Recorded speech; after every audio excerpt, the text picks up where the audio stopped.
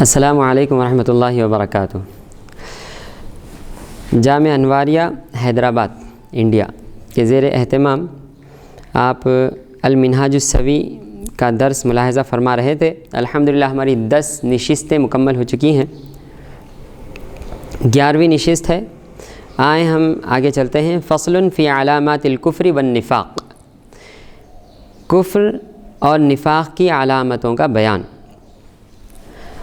اب ذرا احادیث شریفہ کی طرف جانے سے پہلے تھوڑا سا ہم کفر، شرک اور نفاق کے بارے میں کچھ معلومات حاصل کرتے ہیں۔ کفر کیا ہے؟ دیکھیں، حقیقتاً اگر کفر کے لغوی معنی دیکھا جائے تو اس کے معنی ہوتے ہیں، کفر کے معنی چھپانا۔ اسی طرح اگر آپ لغت میں دیکھیں تو زارع یعنی کسان کو بھی کافر کہا جاتا ہے، وہ اس لیے کہ وہ بھی دانہ زمین میں چھپاتا ہے، تو دانے کو زمین میں چھپانے کی وجہ سے اس کو بھی ایک لغت میں کافر کہا جاتا ہے۔ غرض لغت کے اعتبار سے اگر دیکھیں تو چھپانا، تو پھر کافر کو کافر کیوں کہا جاتا ہے؟ تو فرماتے ہیں اس کی وجہ یہی ہے، اگر لغوی اعتبار سے دیکھیں تو وہ اللہ تعالیٰ کی وحدانیت کو چھپاتا ہے اور دوسری چیزیں کہ جس میں وحدانیت کا تصور بھی نہیں ہے، معبودیت کا تصور بھی نہیں ہے، اس کو آشکار کرتا ہے۔ تو چونکہ وہ اللہ تعالیٰ کی وحدانیت کو چھپاتا ہے، اس وجہ سے اس کو کافر کہا جاتا ہے۔ لیکن شریعت دین اور اصطلاح شریعت میں اگر دیکھیں ہم کہ کفر کے معنی کیا ہیں، تو کفر کے معنی آتے ہیں ضروریات دین کا انکار کرنا۔ ضروریات دین سے مراد کیا ہیں؟ تو فرماتے ہیں ضروریات دین سے مراد وہ تمام چیزیں ہیں کہ جس پر ایمان لانا لازم اور ضروری ہے، اس کا انکار کرنے سے انسان کافر ہو جاتا ہے۔ جیسے کہ اللہ تعالیٰ کی ذات پر ایمان لانا، اس کی صفات پر ایمان لانا، اس کے ساتھ ساتھ تمام انبیاء پر ایمان لانا، تمام رسولوں پر ایمان لانا، تمام فرشتوں پر ایمان لانا، تمام آسمانی کتابوں پر ایمان لانا، اس کے بعد قیامت پر ایمان لانا، جنت اور دوزخ کے پیدا ہو جانے پر ایمان لانا، حساب کتاب، حشر نشر اور قبر وغیرہ، ان تمام چیزوں پر ایمان لانا ضروری ہے۔ ان میں سے اگر کسی ایک چیز کا بھی انکار کیا جائے گا تو انسان کافر کہلائے گا۔ تو دیکھیں، اس تعریف کے تحت اب بہت سے ایسے گروہ ہیں جو اللہ تعالیٰ کو تو ایک مانتے ہیں، اس کی وحدانیت کے تو قائل ہیں، اس کے باوجود ان کو کافر کہا جاتا ہے۔ کیسے؟ جیسا کہ آپ یہود کو دیکھیں گے کہ یہود کو کافر اس وجہ سے کہا جاتا ہے کہ وہ لوگ اگرچہ کہ اللہ تعالیٰ کو ایک مانتے ہیں لیکن اس کے باوجود ہمارے نبی کا انکار کرتے ہیں، اس کے ساتھ ساتھ عیسیٰ علیہ السلام کی نبوت اور رسالت کا بھی انکار کرتے ہیں۔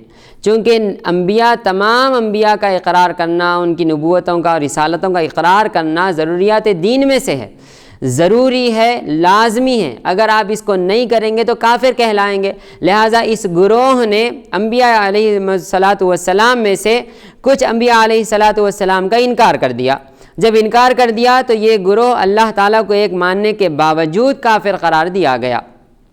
اسی طرح آپ نصارہ کو دیکھیں، یعنی جن کو عیسائی کہا جاتا ہے، وہ لوگ بھی اگرچہ کہ اللہ تعالیٰ کو ایک مانتے ہیں اور ان کے عقائد بہت زیادہ بگڑ چکے ہیں، لیکن سب سے بڑی بات ان کے اندر یہ ہے کہ وہ ہمارے حضور صلی اللہ علیہ وآلہ وسلم کی رسالت کا اقرار نہیں کرتے، اس وجہ سے ان کو بھی کافر کہا جائے گا۔ البتہ ان کو اہل کتاب کہا جائے گا۔ تو دیکھیں، یہ تو ہوئے کافر۔ اب رہے دوسرے مشرک۔ تو مشرک کون سے ہیں؟ تو فرماتے ہیں کفر میں سب سے بدترین درجہ ہے شرک کا۔ شرک کے معنی ہے اللہ تعالیٰ کے ساتھ کسی کو شریک کرنا۔ تو یہ شریک کرنا کتنے طریقوں سے ہوگا؟ تو فرماتے ہیں شرک فی الذات، شرک فی الصفات، شرک فی استحقاق عبادت، یعنی اللہ تعالیٰ کی ذات میں کسی کو شریک کرنا، خدا کی صفات میں کسی کو شریک کرنا، یا پھر اللہ تعالیٰ کی عبادت میں کسی کو شریک کرنا۔ وہ کیسے؟ تو فرماتے ہیں اگر کوئی شخص یہ کہے کہ جس طرح اللہ تعالیٰ قائم بالذات ہے، ہمیشہ سے قائم ہے اور ہمیشہ قائم رہے گا، اسی طرح مخلوق میں سے کسی کے لیے بھی اگر یہ عقیدہ رکھے کہ وہ بھی اپنے آپ سے قائم ہے، وہ بھی ہمیشہ سے ہے، ہمیشہ رہے گا، اس کو کسی نے موجود نہیں کیا بلکہ وہ بھی خود سے اگر موجود ہے کہا جائے گا، تو یہ شرک ہوگا۔ لہٰذا آپ دیکھیں مسلمان جو ہیں وہ حضور پاک صلی اللہ علیہ وآلہ وسلم کے بارے میں جو عقیدہ رکھتے ہیں وہ اس عقیدے تک نہیں پہنچتا، یعنی شرک تک ہرگز نہیں پہنچتا۔ کوئی بھی سرکار دو عالم صلی اللہ علیہ وآلہ وسلم کے بارے میں یہ عقیدہ ہرگز نہیں رکھتا کہ حضور قائم بالذات ہیں، ہمیشہ سے اور ہمیشہ رہیں گے، ایسا ہرگز نہیں، بلکہ ہم یہ عقیدہ رکھتے ہیں کہ حضور پاک صلی اللہ علیہ وآلہ وسلم کو اللہ تعالیٰ نے پیدا فرمایا ہے اور سرکار نے وصال بھی فرمایا ہے۔ تو جب سرکار کی پیدائش کا ہم نے اقرار کر لیا تو قرآن مجید کی آیت شریفہ لم یلد ولم یولد ولم یکن لہ کفوا احد جو صرف اللہ تعالیٰ کی شان ہے، وہ شان صرف اسی کے لیے مخصوص ہوئی اور کسی کے لیے یہ شان ثابت نہیں ہوئی۔ لہٰذا یہ ہوا شرک فی الذات، ہم اختصاراً لے رہے ہیں۔ اب رہا شرک فی الصفات۔ شرک فی الصفات کیا ہے؟ تو دیکھیں پہلے اللہ تعالیٰ کی صفتیں کیا ہیں۔ اللہ تعالیٰ زندہ ہے، حی ہے، اللہ تعالیٰ قیوم ہے، قائم بالذات ہے، اللہ تعالیٰ سمیع ہے، بصیر ہے، کلیم ہے، مرید ہے، یعنی ارادہ فرمانے والا ہے۔ تو اللہ تعالیٰ کی جب یہ صفات ہیں، اور یہ جو صفات ہیں اللہ تعالیٰ کی وہ خود اللہ تعالیٰ کی ہیں، کسی کی دی ہوئی نہیں ہیں، اور اللہ تعالیٰ کی صفات ایسی ہیں کہ جس میں تغیر و تبدل نہیں آ سکتا۔ تو جب اللہ تعالیٰ کی یہ صفات ہوئیں جو کسی کی دی ہوئی نہیں ہے اور لا متناہی ہے، اس کی کوئی انتہا نہیں، اگر ہم مخلوق کے لیے بھی اسی طرح کی کسی صفت کو قائم کر دیں، یعنی مخلوق میں سے کسی کے لیے بھی یہ کہیں کہ وہ سنتے ہیں، مگر کیسے سنتے ہیں؟ ایسا سنتے ہیں جیسا کہ اللہ تعالیٰ سنتا ہے، وہ اپنی خود سماعت سے سنتے ہیں، کسی کے سنانے کی وجہ سے نہیں سنتے، اگر یہ کہا جائے گا تو یہ شرک ہوگا۔ اس کے برخلاف اگر ہم یہ کہیں کہ جیسا حضور پاک صلی اللہ علیہ وآلہ وسلم ہماری باتوں کو سماعت فرماتے ہیں، لیکن کیسے؟ اللہ تعالیٰ کی سماعت عطا فرمانے کی وجہ سے۔ سرکار ہمیں ملاحظہ فرماتے ہیں، لیکن کیسے؟ اللہ تعالیٰ کی عطا کی ہوئی قدرت کی وجہ سے، اللہ تعالیٰ کی عطا کی ہوئی بصارت کی وجہ سے ہمیں دیکھتے ہیں۔ تو حضور پاک صلی اللہ علیہ وآلہ وسلم اس اعتبار سے کہ خدا عطا فرمائے تو دیکھ رہے ہیں تو محتاج ہوئے اللہ تعالیٰ کے، اور جب ہم نے اللہ تعالیٰ کا محتاج قرار دیا تو پھر شرک کیسے ہوا؟ ہم نے مختار جو فرمایا کہا ہے کہ حضور پاک صلی اللہ علیہ وآلہ وسلم کو مختار کل جو کہا جاتا ہے، وہ مختار کل اللہ تعالیٰ کی طرح بالذات نہیں بلکہ عطائی ہیں، اللہ تعالیٰ کے عطا کیے ہوئے اختیارات ہیں۔ جب اللہ تعالیٰ نے اختیارات عطا فرما دیے اور اللہ تعالیٰ کی عطا کا ہم نے اقرار کر لیا تو گویا سرکار کے پاس جو اختیارات ہیں وہ اللہ تعالیٰ کے دیے ہوئے ہیں۔ اللہ تعالیٰ کے محبوب جو سنتے ہیں وہ خدا ہی کی عطا کی ہوئی سماعت سے سنتے ہیں، خدا کی عطا کی ہوئی بصارت سے دیکھتے ہیں، خدا کے عطا کیے ہوئے کلام سے کلام فرماتے ہیں، خدا کے عطا کی ہوئی قدرت سے وہ ارادہ فرماتے ہیں، اور خدا کی عطا کی ہوئی حیات سے وہ زندہ بھی ہیں اور ہمیں دیکھتے بھی ہیں۔ جب یہ عقیدہ ہوا تو بتائیں شرک کہاں سے ہوا، کفر کہاں سے ہوا؟ لہٰذا اللہ تعالیٰ کی صفات اس طرح ہیں کہ اس کی ذاتی صفات ہیں، کسی کی دی ہوئی نہیں، اور مخلوق کی صفات خدا کی دی ہوئی ہیں۔ اگر یہ اقرار ہو جائے تو پھر یہ ایمان ہے۔ اب رہا تیسرا شرک، وہ ہے شرک فی استحقاق عبادت، یعنی عبادت کا لائق اور مستحق صرف اور صرف اللہ تعالیٰ کی ذات ہے، اس کے علاوہ کائنات میں کوئی نہیں۔ یعنی ہم نماز پڑھتے ہیں، روزہ رکھتے ہیں، قربانی دیتے ہیں، خیر خیرات کرتے ہیں، حج کرتے ہیں، تمام اعمال خیر جو کرتے ہیں وہ کس کے لیے کرتے ہیں؟ کس کی عبادت کی خاطر کرتے ہیں؟ یہ چیزیں دیکھیں، چیزیں دو وجہ سے ہوتی ہیں، ایک تو عبادت کی خاطر ہوتی ہیں اور دوسرا ایصال ثواب کی خاطر ہوتی ہیں۔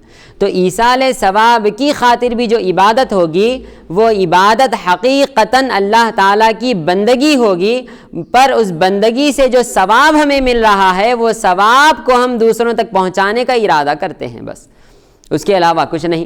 تو جب عبادت مطلقاً اللہ تعالیٰ کے لیے ہوئی تو پھر یہ شرک کیسا ہوا؟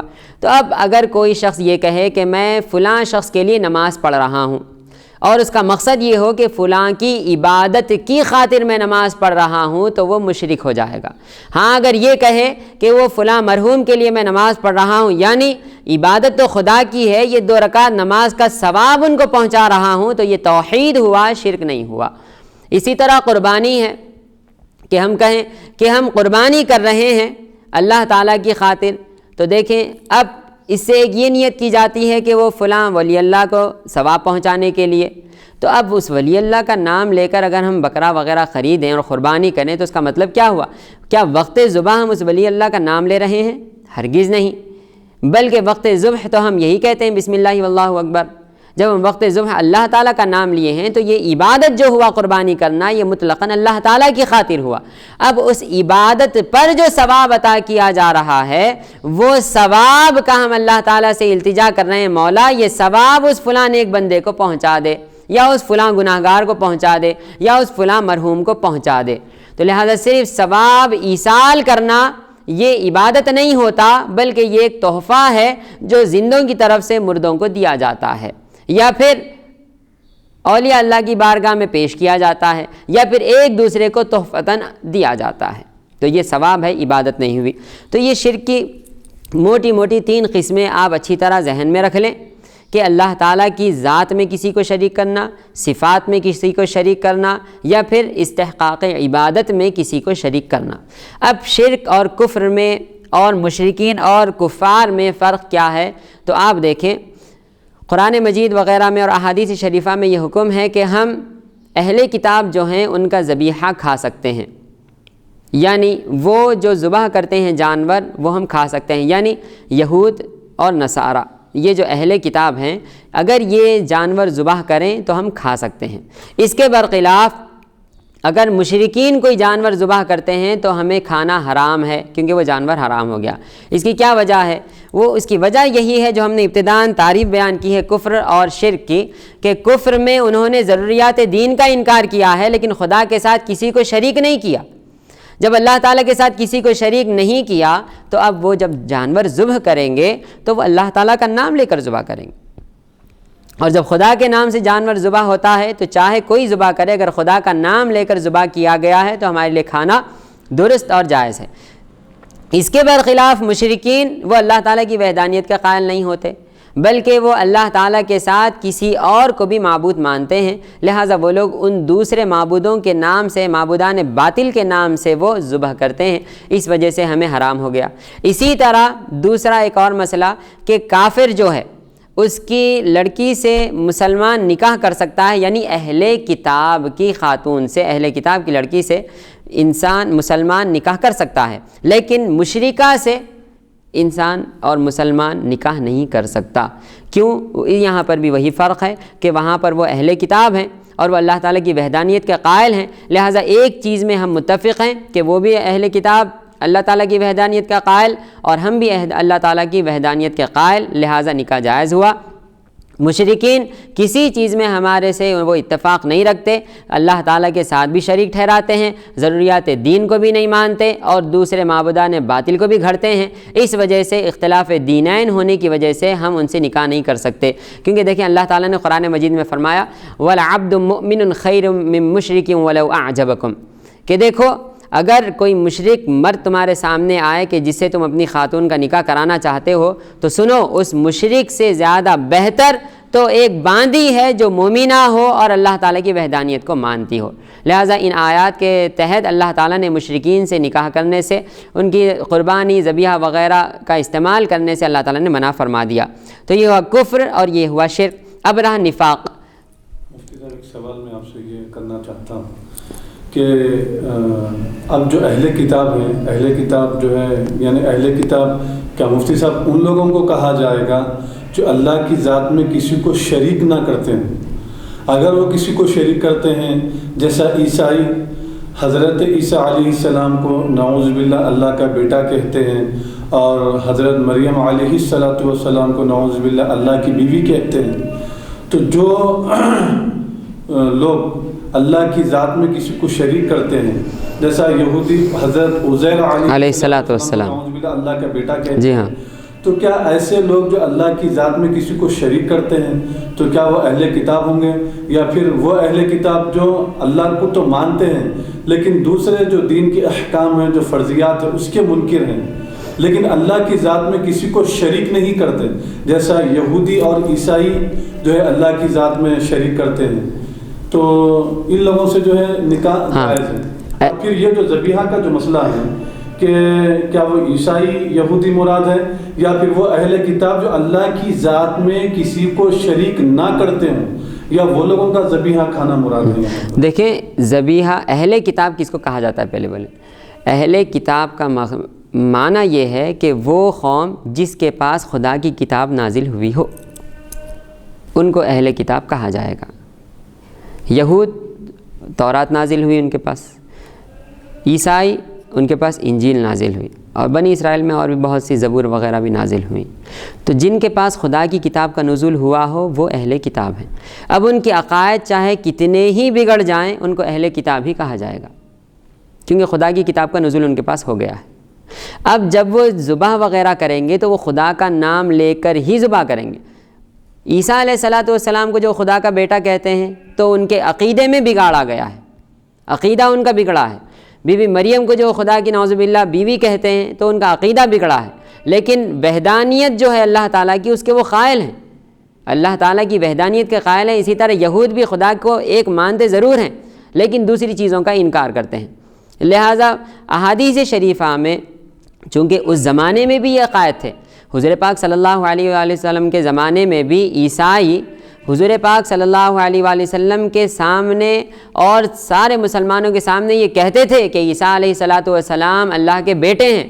اس کے باوجود حضور پاک صلی اللہ علیہ وآلہ وسلم نے یہ اجازت دی کہ تم اہل کتاب کا ذبیحہ کھا سکتے ہو۔ کیوں؟ اس وجہ سے کہ حضور پاک صلی اللہ علیہ وآلہ وسلم کو معلوم تھا کہ یہ لوگ اگرچہ کہ عیسیٰ علیہ السلام کو اللہ تعالیٰ کا بیٹا کہتے ہیں، حضرت عزیر علیہ السلام کو خدا کا بیٹا کہتے ہیں، لیکن اس کے باوجود یہ لوگ اللہ تعالیٰ کی وحدانیت کے قائل ہیں۔ تو چونکہ حضور پاک صلی اللہ علیہ وآلہ وسلم کے سامنے بھی ان کے یہ عقائد تھے کہ عیسیٰ علیہ السلام کو خدا کا بیٹا کہنا، عزیر علیہ السلام کو اللہ تعالیٰ کا بیٹا کہنا، یہ سرکار کے سامنے موجود تھا اس وقت بھی، اس کے باوجود حضور پاک صلی اللہ علیہ وآلہ وسلم نے ہمیں اہل کتاب کا ذبیحہ استعمال کرنے سے اور ان کی بچیوں سے نکاح کرنے کی اجازت عطا فرمائی ہے۔ تو چونکہ حضور پاک صلی اللہ علیہ وآلہ وسلم نے اجازت عطا فرما دی، لہٰذا وہاں پر ان مشرکین کا حکم نافذ نہیں ہوگا کہ جو یہ خصوصاً ہمارے ہندوستان کے جو مشرکین ہیں جو بتوں کی پوجا کرتے ہیں ان کا، کیونکہ یہ مطلقاً خدا کی وحدانیت کے قائل نہیں ہیں۔ وہاں پر وہ اگرچہ کہ بیٹا بناتے ہیں مگر اس کے باوجود خدا کی وحدانیت کے قائل ضرور ہیں، بیٹا بناتے ہیں، شرک کرتے ہیں، لیکن اس کے باوجود خدا کی وحدانیت کے قائل ہیں۔ یہاں پر یہ لوگ خدا کی وحدانیت کے قائل ہی نہیں ہیں، بلکہ کہتے ہیں کہ خدا کی ذات میں اور اس کی وحدانیت میں بھی دوسرے لوگ شریک ہیں، اس کی ذات میں بھی دوسرے لوگ شریک ہیں، یہ ہمارے معبود ہیں۔ لہٰذا یہ مشرکین اور وہ کفار جو عیسائی ہیں یا یہودی ہیں ان میں فرق ہو گیا، اور یہ فرق ہم نے نہیں کیا بلکہ حضور پاک صلی اللہ علیہ وآلہ وسلم نے خود کیا، کیونکہ سرکار کے سامنے یہودی بھی تھے، نصرانی بھی تھے، اور ان کے سارے عقیدے بھی حضور کے سامنے تھے۔ اسی لیے تو قرآن مجید میں آیا نا، قرآن مجید میں آیا ہے کہ یہ عیسیٰ علیہ السلام کو اللہ کا بیٹا کہتے ہیں۔ تو بتائیں کیا سرکار کو یہ نہیں معلوم تھا کہ اللہ کا بیٹا کہنے کے باوجود یہ مشرک ہو گئے؟ جب مشرک ہو گئے تو ان کا ذبیحہ نہیں کھانا چاہیے، لیکن اہل کتاب ہونے کی وجہ سے حضور ہمیں یہ درس دے رہے ہیں کہ یہ اہل کتاب میں وحدانیت کے یکگونا قائل ہیں، اس وجہ سے تم استعمال کر سکتے ہو، یکگونا استعمال کر۔ مفتی صاحب شرک کفر سے بدترین چیز ہے، بدترین سب سے نچلی ترین چیز جو ہے وہ شرک ہے، اللہ کی ذات میں کسی کو شریک کریں، جیسا یہودی اور عیسائیوں نے کیا۔ ابھی ہم نے اس کی ساری تشریح بیان کی ہے نا، یہی چیز سرکار کے سامنے بھی تھی نا، اس کے باوجود حضور نے ہمیں اجازت دی۔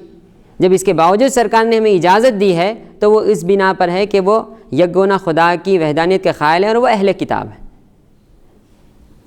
تو اس کا مطلب کیا ہوا؟ جب اہل کتاب ہیں تو جب وہ ذبح کرتے ہیں تو خدا کا نام لے کر ذبح کرتے ہیں، عیسیٰ علیہ السلام کا نام لے کر ذبح نہیں کرتے، بی بی مریم کا نام لے کر ذبح نہیں کرتے، حلق پر چھری چلاتے وقت وہ عیسیٰ علیہ السلام کا نام نہیں لیتے، وہ بی بی مریم کا نام نہیں لیتے، وہ حضرت عزیر علیہ السلام کا نام نہیں لیتے، بلکہ خدا کا نام لیتے ہیں۔ اور یہ لوگ جو ہیں مشرکین جو ہیں وہ ذبح کرتے وقت خدا کا نام نہیں لیتے بلکہ وہ اپنے معبودان باطل کا نام لیتے ہیں۔ اس وجہ سے ان دونوں میں فرق ہو گیا، اچھی طرح فرق کو سمجھ لینا چاہیے۔ اب چلیں نفاق۔ نفاق کیا ہے؟ تو فرماتے ہیں نفاق کے معنی ہے کہ دل میں کچھ اور زبان پر کچھ۔ اور دیکھیں نفاق دو طرح کا ہوتا ہے، نفاق فی الاعتقاد، نفاق فی العمل۔ نفاق فی الاعتقاد کیا ہے؟ تو فرماتے ہیں کہ اس کے دل میں یہ بات ہو کہ میں ایمان کو نہیں مانتا، میں اسلام کو نہیں مانتا، میں حضور پاک صلی اللہ علیہ وآلہ وسلم کو رسول نہیں مانتا، لیکن اس کے باوجود وہ زبان سے یہ کہتا ہے کہ ہاں میں مسلمان ہوں، وہ نماز بھی پڑھتا ہوا نظر آتا ہے، وہ سب کے ساتھ زکوٰۃ وغیرہ دیتا ہوا بھی نظر آتا ہے، تو فرماتے ہیں یہ اعتقاد میں نفاق ہوا، نفاق فی الاعتقاد ہوا۔ اور یہ حقیقی جو منافقین تھے وہ حضور پاک صلی اللہ علیہ وآلہ وسلم کے زمانے میں تھے، اور اس وقت صرف سرکار ہی فرما سکتے تھے کہ کون منافق ہے اور کون نہیں، کیونکہ اللہ تعالیٰ نے سرکار کو بتا دیا تھا۔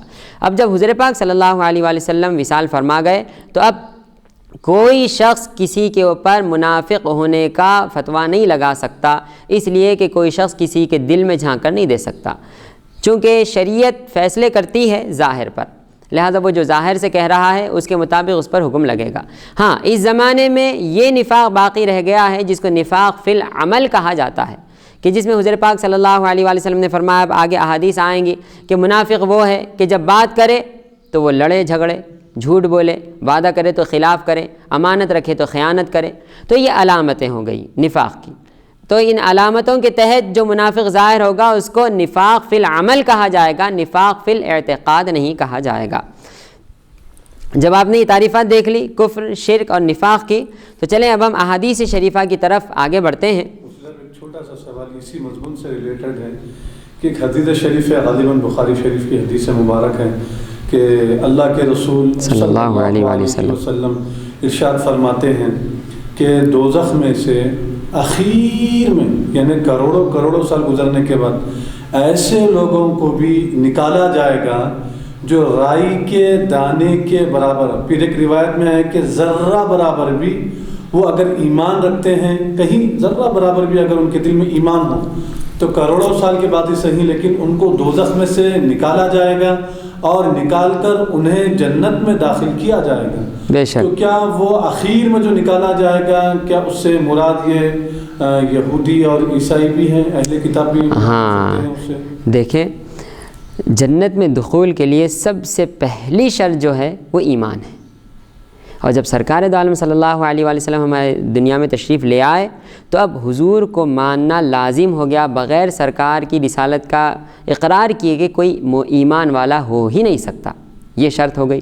اب رہا وہ جو سب سے اخیر میں جن لوگوں کو نکال کر ڈالا جائے گا، جن کے دل میں ذرہ برابر ایمان ہوگا، تو وہ کس کے بارے میں ہے؟ وہ ان لوگوں کے بارے میں ہے جو خدا کو ایک مانتے ہوں، حضور کو رسول مانتے ہوں۔ اب وہ جہنم میں کیوں گئے؟ اس وجہ سے گئے کہ اپنے اعمال کی وجہ سے زندگی بھر انہوں نے کوئی اعمال کیا ہی نہیں، اور ضروریات دین کے بارے میں بھی ان کو کچھ معلوم ہی نہیں، بس صرف اتنا معلوم ہے کہ اللہ ہمارا رب ہے، رسول ہمارے نبی ہیں، صرف اتنا معلوم۔ ویسے لوگ بھی دل میں بس اتنا تھا ان کا ذرا سے جگہ کہ بس ہاں حضور رسول ہیں اور اللہ ایک ہے، اس کے علاوہ ان کو کوئی دوسری چیز معلوم ہی نہیں تھی، تو ویسے لوگ نکل کر جنت میں جائیں گے۔ یہودی اور عیسائی ہرگز نہیں جائیں گے، کیوں کہ ان پر بھی یہ لازم ہے کہ ہمارے رسول صلی اللہ علیہ وآلہ وسلم کا رسول مانیں۔ جب یہ شرط ہی نہیں پائی گئی تو مشروط بھی فوت ہو گیا، لہٰذا اب چاہے کتنے ہی سال ہو جائیں، ان کے دل میں کتنی ہی وحدانیت ہو، وہ جنت میں داخل نہیں ہوں گے، کیونکہ ان کے دل میں اقرار رسالت نہیں ہے، حضور کی رسالت کو وہ نہیں مانتے ہیں۔ لہٰذا شرط ایک ہی ہے، ایمان، اور ایمان تقاضا کرتا ہے اللہ تعالیٰ کی وحدانیت اور حضور کی رسالت کو ماننے کا۔ یہ اگر مانا جائے تو ہی ایمان ہوگا، ورنہ ایمان نہیں ہوگا۔ چلو احادیث شریفہ کی طرف چلتے ہیں۔ حدیث نمبر 54 عن عبد الله بن مسعود رضي الله تعالى عنه أن النبي صلى الله عليه وآله وسلم قال سباب المسلم فسوق وقتاله كفر متفق علیہ۔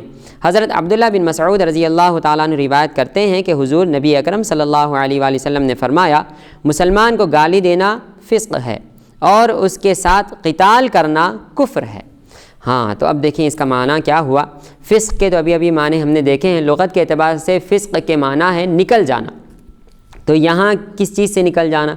ادب سے باہر نکل جانا، اخلاق سے باہر نکل جانا، شریعت سے باہر نکل جانا، کہ جو کوئی شخص کسی مسلمان کو گالی دے، گالی سے مراد کیا ہے؟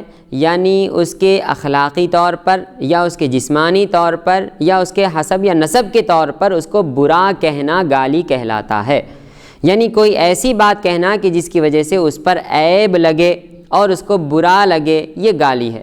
تو اگر کوئی شخص کسی مسلمان کو گالی دے دے، یعنی ایک مسلمان دوسرے مسلمان کو گالی دے دے، تو کھلے طور پر گالی دینے والا فاسق کہلائے گا، یعنی اللہ تعالیٰ کی نافرمانی کرنے والا اور شریعت کی نافرمانی کرنے والا کہلائے گا۔ لہٰذا مسلمانوں کو گالی نہیں دینی چاہیے۔ اس کے بعد دیکھیں وَقِتَالُهُ كُفْرٌ، اور مسلمان کو قتل کر دینا کفر ہے۔ تو اب کفر کیا ہے؟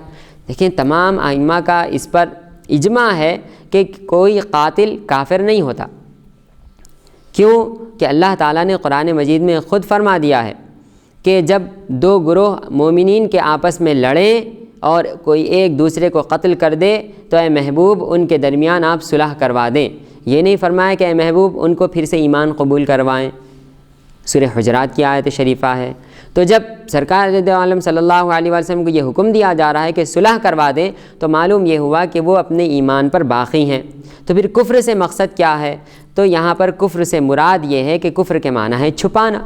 تو اس نے مومن کا جو حق تھا اور اللہ تعالیٰ کے جو احکامات تھے اس کو چھپا دیا اور ایک ایسا کام کر گیا جو بے انتہا سخت ہے۔ یا پھر کفر کہنے سے مراد تغلیظ بیان کرنا ہے۔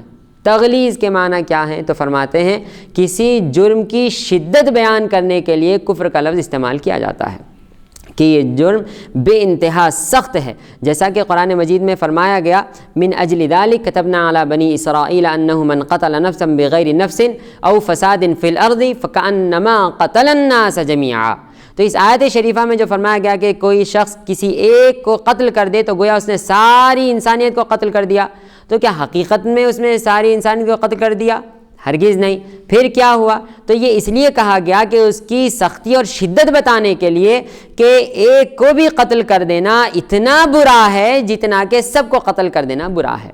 تو یہاں پر بھی اس کی تغلیظ بیان کی گئی ہے کہ کسی مسلمان کو قتل کر دینا گویا کفر کرنا ہے، کیونکہ کفر کتنا بڑا جرم ہے کہ اگر کوئی کفر کر دے تو سیدھا سیدھا جہنمی ہو جائے گا، جنت میں جانے کا، خدا کا مقرب ہونے کا کوئی سوال ہی پیدا نہیں ہوتا۔ تو یہ کتنا بڑا جرم ہے، اس طرح یہ بھی بہت بڑا جرم ہے، اس سے بچا کرو، اس لیے حضور پاک صلی اللہ علیہ وآلہ وسلم نے اس کو کفر سے تعبیر فرمایا ہے۔ آگے چلیں، حدیث نمبر 55 عن انس رضی اللہ تعالی عنہ ان النبی صلی اللہ علیہ وآلہ وسلم کان یقول يجاء بالكافر يوم القيامة فيقال له أرأيت لو كان لك ملء الأرض ذهبا أكنت تفتدي به فيقول نعم فيقال له قد كنت سئلت ما هو أيسر من ذلك متفق عليه وهذا لفظ البخاری۔ حضرت انس رضی اللہ تعالیٰ عنہ سے روایت ہے کہ حضور نبی اکرم صلی اللہ علیہ وآلہ وسلم فرمایا کرتے تھے قیامت کے روز کافر کو پیش کیا جائے گا تو اس سے کہا جائے گا کہ اگر تیرے پاس اتنا سونا ہو کہ اس سے زمین بھر جائے تو کیا تو اسے اپنی رہائی کے بدلے میں فدیہ دینے کو تیار ہو جاتے؟ وہ کہے گا ہاں، تو اس سے کہا جائے گا کہ تجھ سے اس کی نسبت بہت ہی آسان چیز مانگی گئی تھی اور تو نے ان کا انکار کر دیا۔ وہ کیا تھی آسان چیز؟ تو فرماتے ہیں کلمہ طیبہ کا اقرار کرنا۔ تو دیکھیں کلمہ طیبہ کا اقرار کرنا ایک جہت سے آسان ہے اور ایک جہت سے بہت مشکل بھی ہے۔ کون سی جہت سے آسان ہے؟ تو فرماتے ہیں تلفظ کی جہت سے بہت آسان ہے۔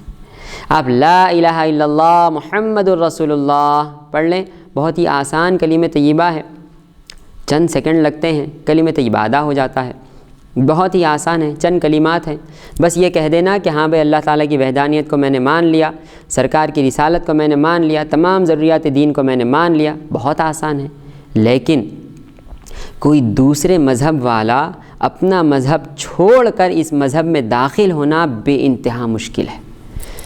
کیوں کہ دیکھیں سب سے پہلے تو جس مذہب میں وہ پیدا ہوا ہے اور جس مذہب میں وہ بڑا ہوا ہے وہ مذہب اور وہ عقیدہ اس کے دل میں پوری طرح راسخ طور پر بیٹھ جاتا ہے اور بس وہ اسی کو حق سمجھتا ہے، اس کے علاوہ ہر چیز کو باطل سمجھتا ہے، ایک بات۔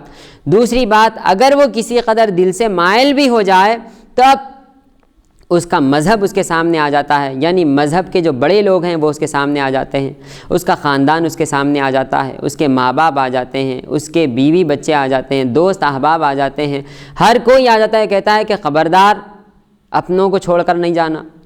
لہٰذا کوئی دوسرا مذہب قبول کرنا یا اسلام میں داخل ہونا گویا اپنے مذہب کے ساتھ ساتھ اپنے تمام مذہب والوں سے رشتہ توڑ دینے کے مترادف ہے۔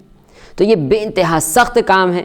تو جب یہ اتنا سخت کام ہے تو پھر اس کو آسان کیوں کہا گیا؟ تو فرماتے ہیں بس اس لیے آسان کہا گیا کہ یہ ماننے کے اعتبار سے بہت آسان ہے کہ انسان کا کچھ خرچ نہیں ہوتا، بس زبان سے وہ کلمہ پڑھ لے تو مومن ہو جاتا ہے۔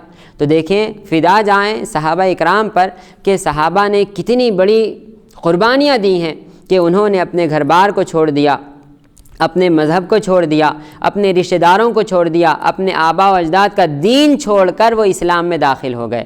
اسی وجہ سے حضور پاک صلی اللہ علیہ وآلہ وسلم فرماتے ہیں کہ جب اللہ تعالیٰ نے حضرت آدم علیہ السلام کی پشت پر اپنا دست اقدس پھیرا اور آپ کی پشت سے ساری اولاد آدم چونٹیوں کی طرح پوری زمین پر پھیل گئی، اس روز اول کہ جس دن میثاق لیا گیا تھا کہ الست بربکم قالوا بلا کا، تو فرماتے ہیں حضور پاک صلی اللہ علیہ وآلہ وسلم نے فرمایا کہ اللہ تعالیٰ فرماتے ہیں کہ میں نے جب ساری اولاد آدم پر نگاہ ڈالی تو ان میں سے میں نے جن بچوں کے آدم علیہ السلام کے بچوں کے دلوں کو سب سے زیادہ منور اور روشن پایا، ان لوگوں کو میں نے محبوب آپ کی صحابیت کے لیے منتخب فرمایا ہے۔ سبحان اللہ سبحان اللہ۔ تو وہ نفوس قدسیاں ہیں صحابہ اکرام کے جن کے دل ساری کائنات میں سب سے زیادہ منور، روشن اور مجلہ و مصفہ تھے، کہ جنہوں نے اسلام کے سامنے نہ اپنے خاندان کو دیکھا، نہ دین کو دیکھا، نہ مذہب کو دیکھا، نہ آبا و اجداد کو دیکھا، اور نہ ہی اپنے گھر بار کو دیکھا، نہ مال دولت کو دیکھا، نہ شہر کو دیکھا،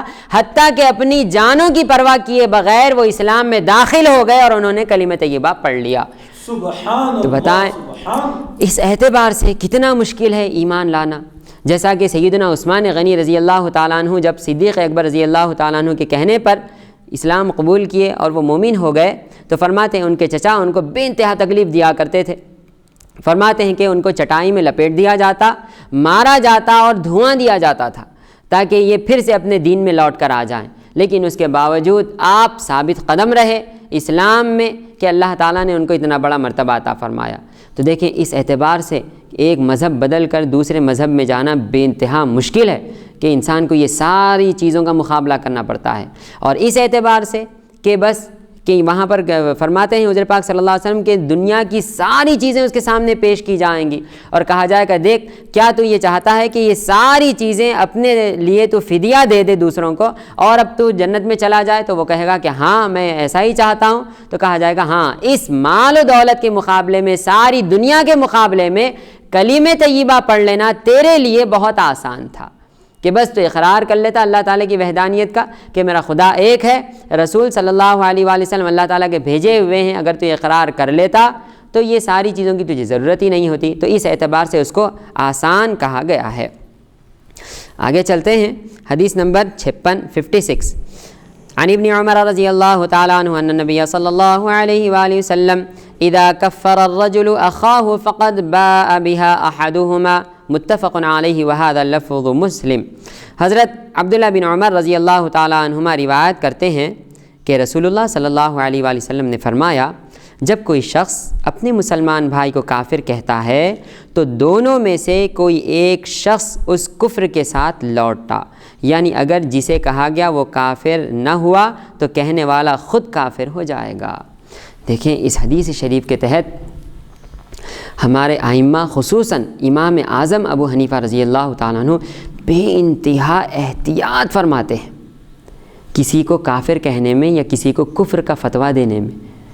حضرت امام اعظم ابو حنیفہ رضی اللہ تعالیٰ عنہ فرماتے ہیں کہ اگر کسی سے کوئی ایسی بات ظاہر ہو جائے کہ جسے کفر ظاہر ہو رہا ہو تو اب اس میں تحقیق کرو، تدقیق کرو اور پوری طرح چھان بین کرو کہ اگر اس کی 99 جہتیں 99 جہت کفر کی طرف لے جا رہی ہیں اور صرف ایک جہت ایسی ہے کہ جس کی وجہ سے اس بات میں ایمان کا بھی کچھ شائبہ پایا جا رہا ہے، تو آپ فرماتے ہیں اس کو مومن ہی کہو، کافر نہ کہو۔ کیوں کہ دیکھیں اسلام تو یہ چاہتا ہے کہ لوگوں کو اسلام میں داخل کریں، یہ نہیں چاہتا کہ بار بار لوگوں کو اسلام سے خارج کرتے چلے جائیں، جس پر چاہے کفر کا فتویٰ لگاتے چلے جائیں، جس کو چاہے اسلام سے بے دخل کرتے چلے جائیں۔ کہ دیکھیں حضرات ہم نے اسلام کا ٹھیکہ لے نہیں رکھا ہے کہ ہر ایک کو ہم کفر کا فتویٰ دیتے بیٹھیں۔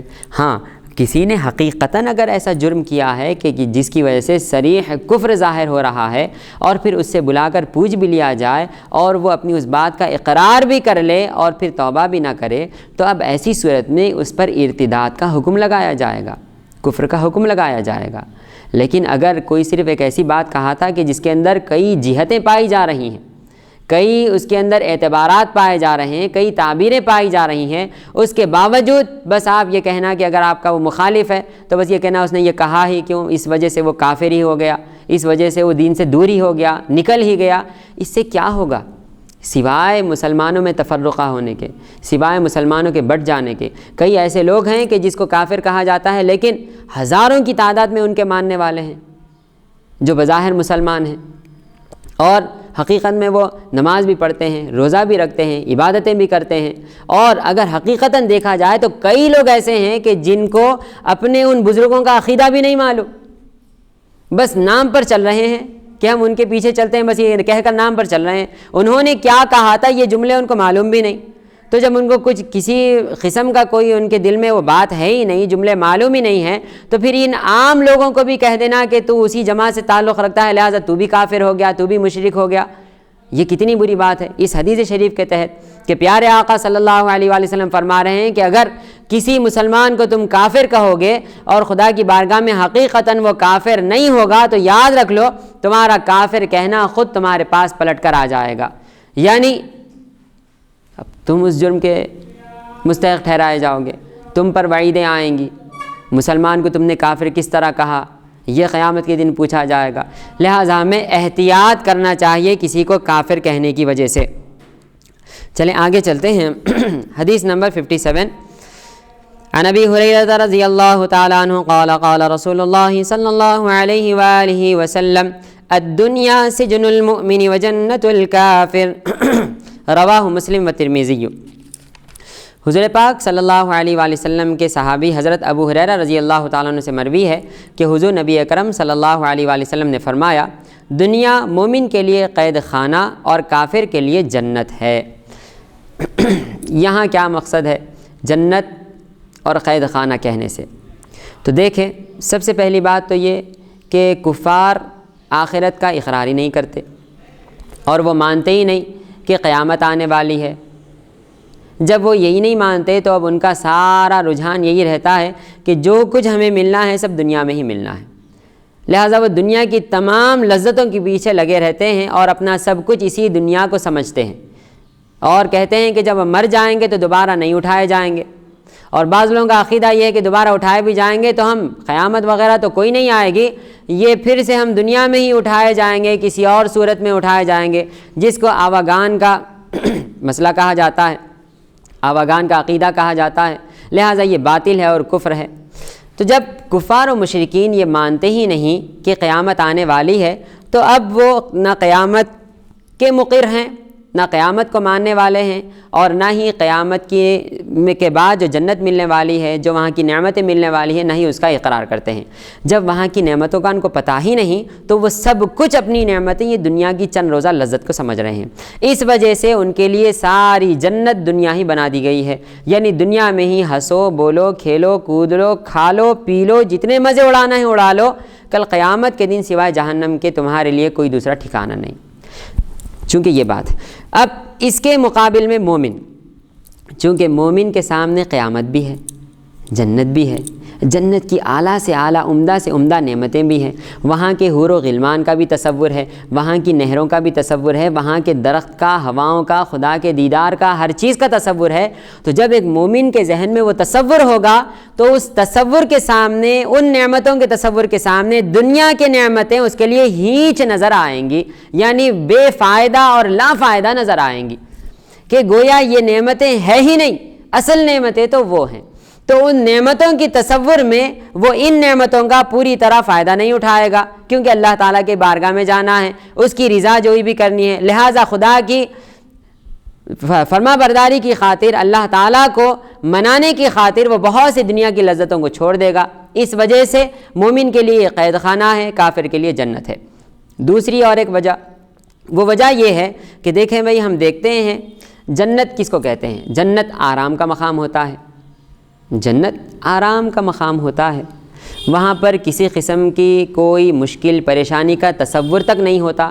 تو پھر ہم یہ دیکھتے ہیں کہ کئی کافر اور کئی خدا کے دشمن بھی دنیا میں ایسے ہیں جو نہایت ہی غریب ہوتے ہیں، لاچار ہوتے ہیں، بھیک مانگتے ہوتے ہیں، اور بہت سے ایسے ہوتے ہیں کہ جو بے انتہائی ناداری کی حالت میں، قسم پرسی کی حالت میں ہوتے ہیں۔ تو کیا ان کے لیے بھی یہ جنت ہے؟ تو فرمایا گیا ہاں ضرور ہے۔ وہ کس طرح؟ وہ اس طرح کہ دیکھیں جہنم کا عذاب بے انتہا سخت ہے، وہاں کے عذاب کی کوئی تاب نہیں لا سکتا۔ تو چونکہ کافر ابھی دنیا میں ہے، اس عذاب سے بچا ہوا ہے، تو اس عذاب سے بچے ہوئے ہونے کی وجہ سے یہ تھوڑا سا عذاب ہی اس کے لیے جنت ہے، کہ ذرا سا جو اس کے لیے تکلیفیں ہیں، مشکلات ہیں، پریشانیاں ہیں، گویا اس عذاب کے سامنے یہ مشکلات اس کے لیے جنت کی نعمت ہیں، یہ پریشانیاں اس کے لیے جنت کی نعمت کی طرح ہیں، کہ جب وہ ان مشکلات کو دیکھے گا تو کہے گا کہ کاش میں انہی مشکلات میں پڑا رہتا تو اچھا تھا۔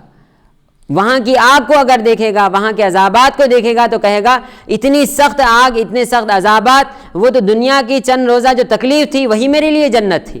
تو اس اعتبار سے یہ جنت ہے۔ اور مومن کے لیے قید خانہ کیسے ہے؟ جبکہ کئی مومنین کو ہم دیکھتے ہیں کہ وہ بڑے بڑے بنگلے رکھتے ہیں، گاڑیاں رکھتے ہیں، بہت ہی نعمتوں میں وہ پل رہے ہیں، آرام و آسائش میں وہ پل رہے ہیں، کسی قسم کا کوئی ان کو مشکل اور پریشانی چھو کر تک بھی نہیں جاتی۔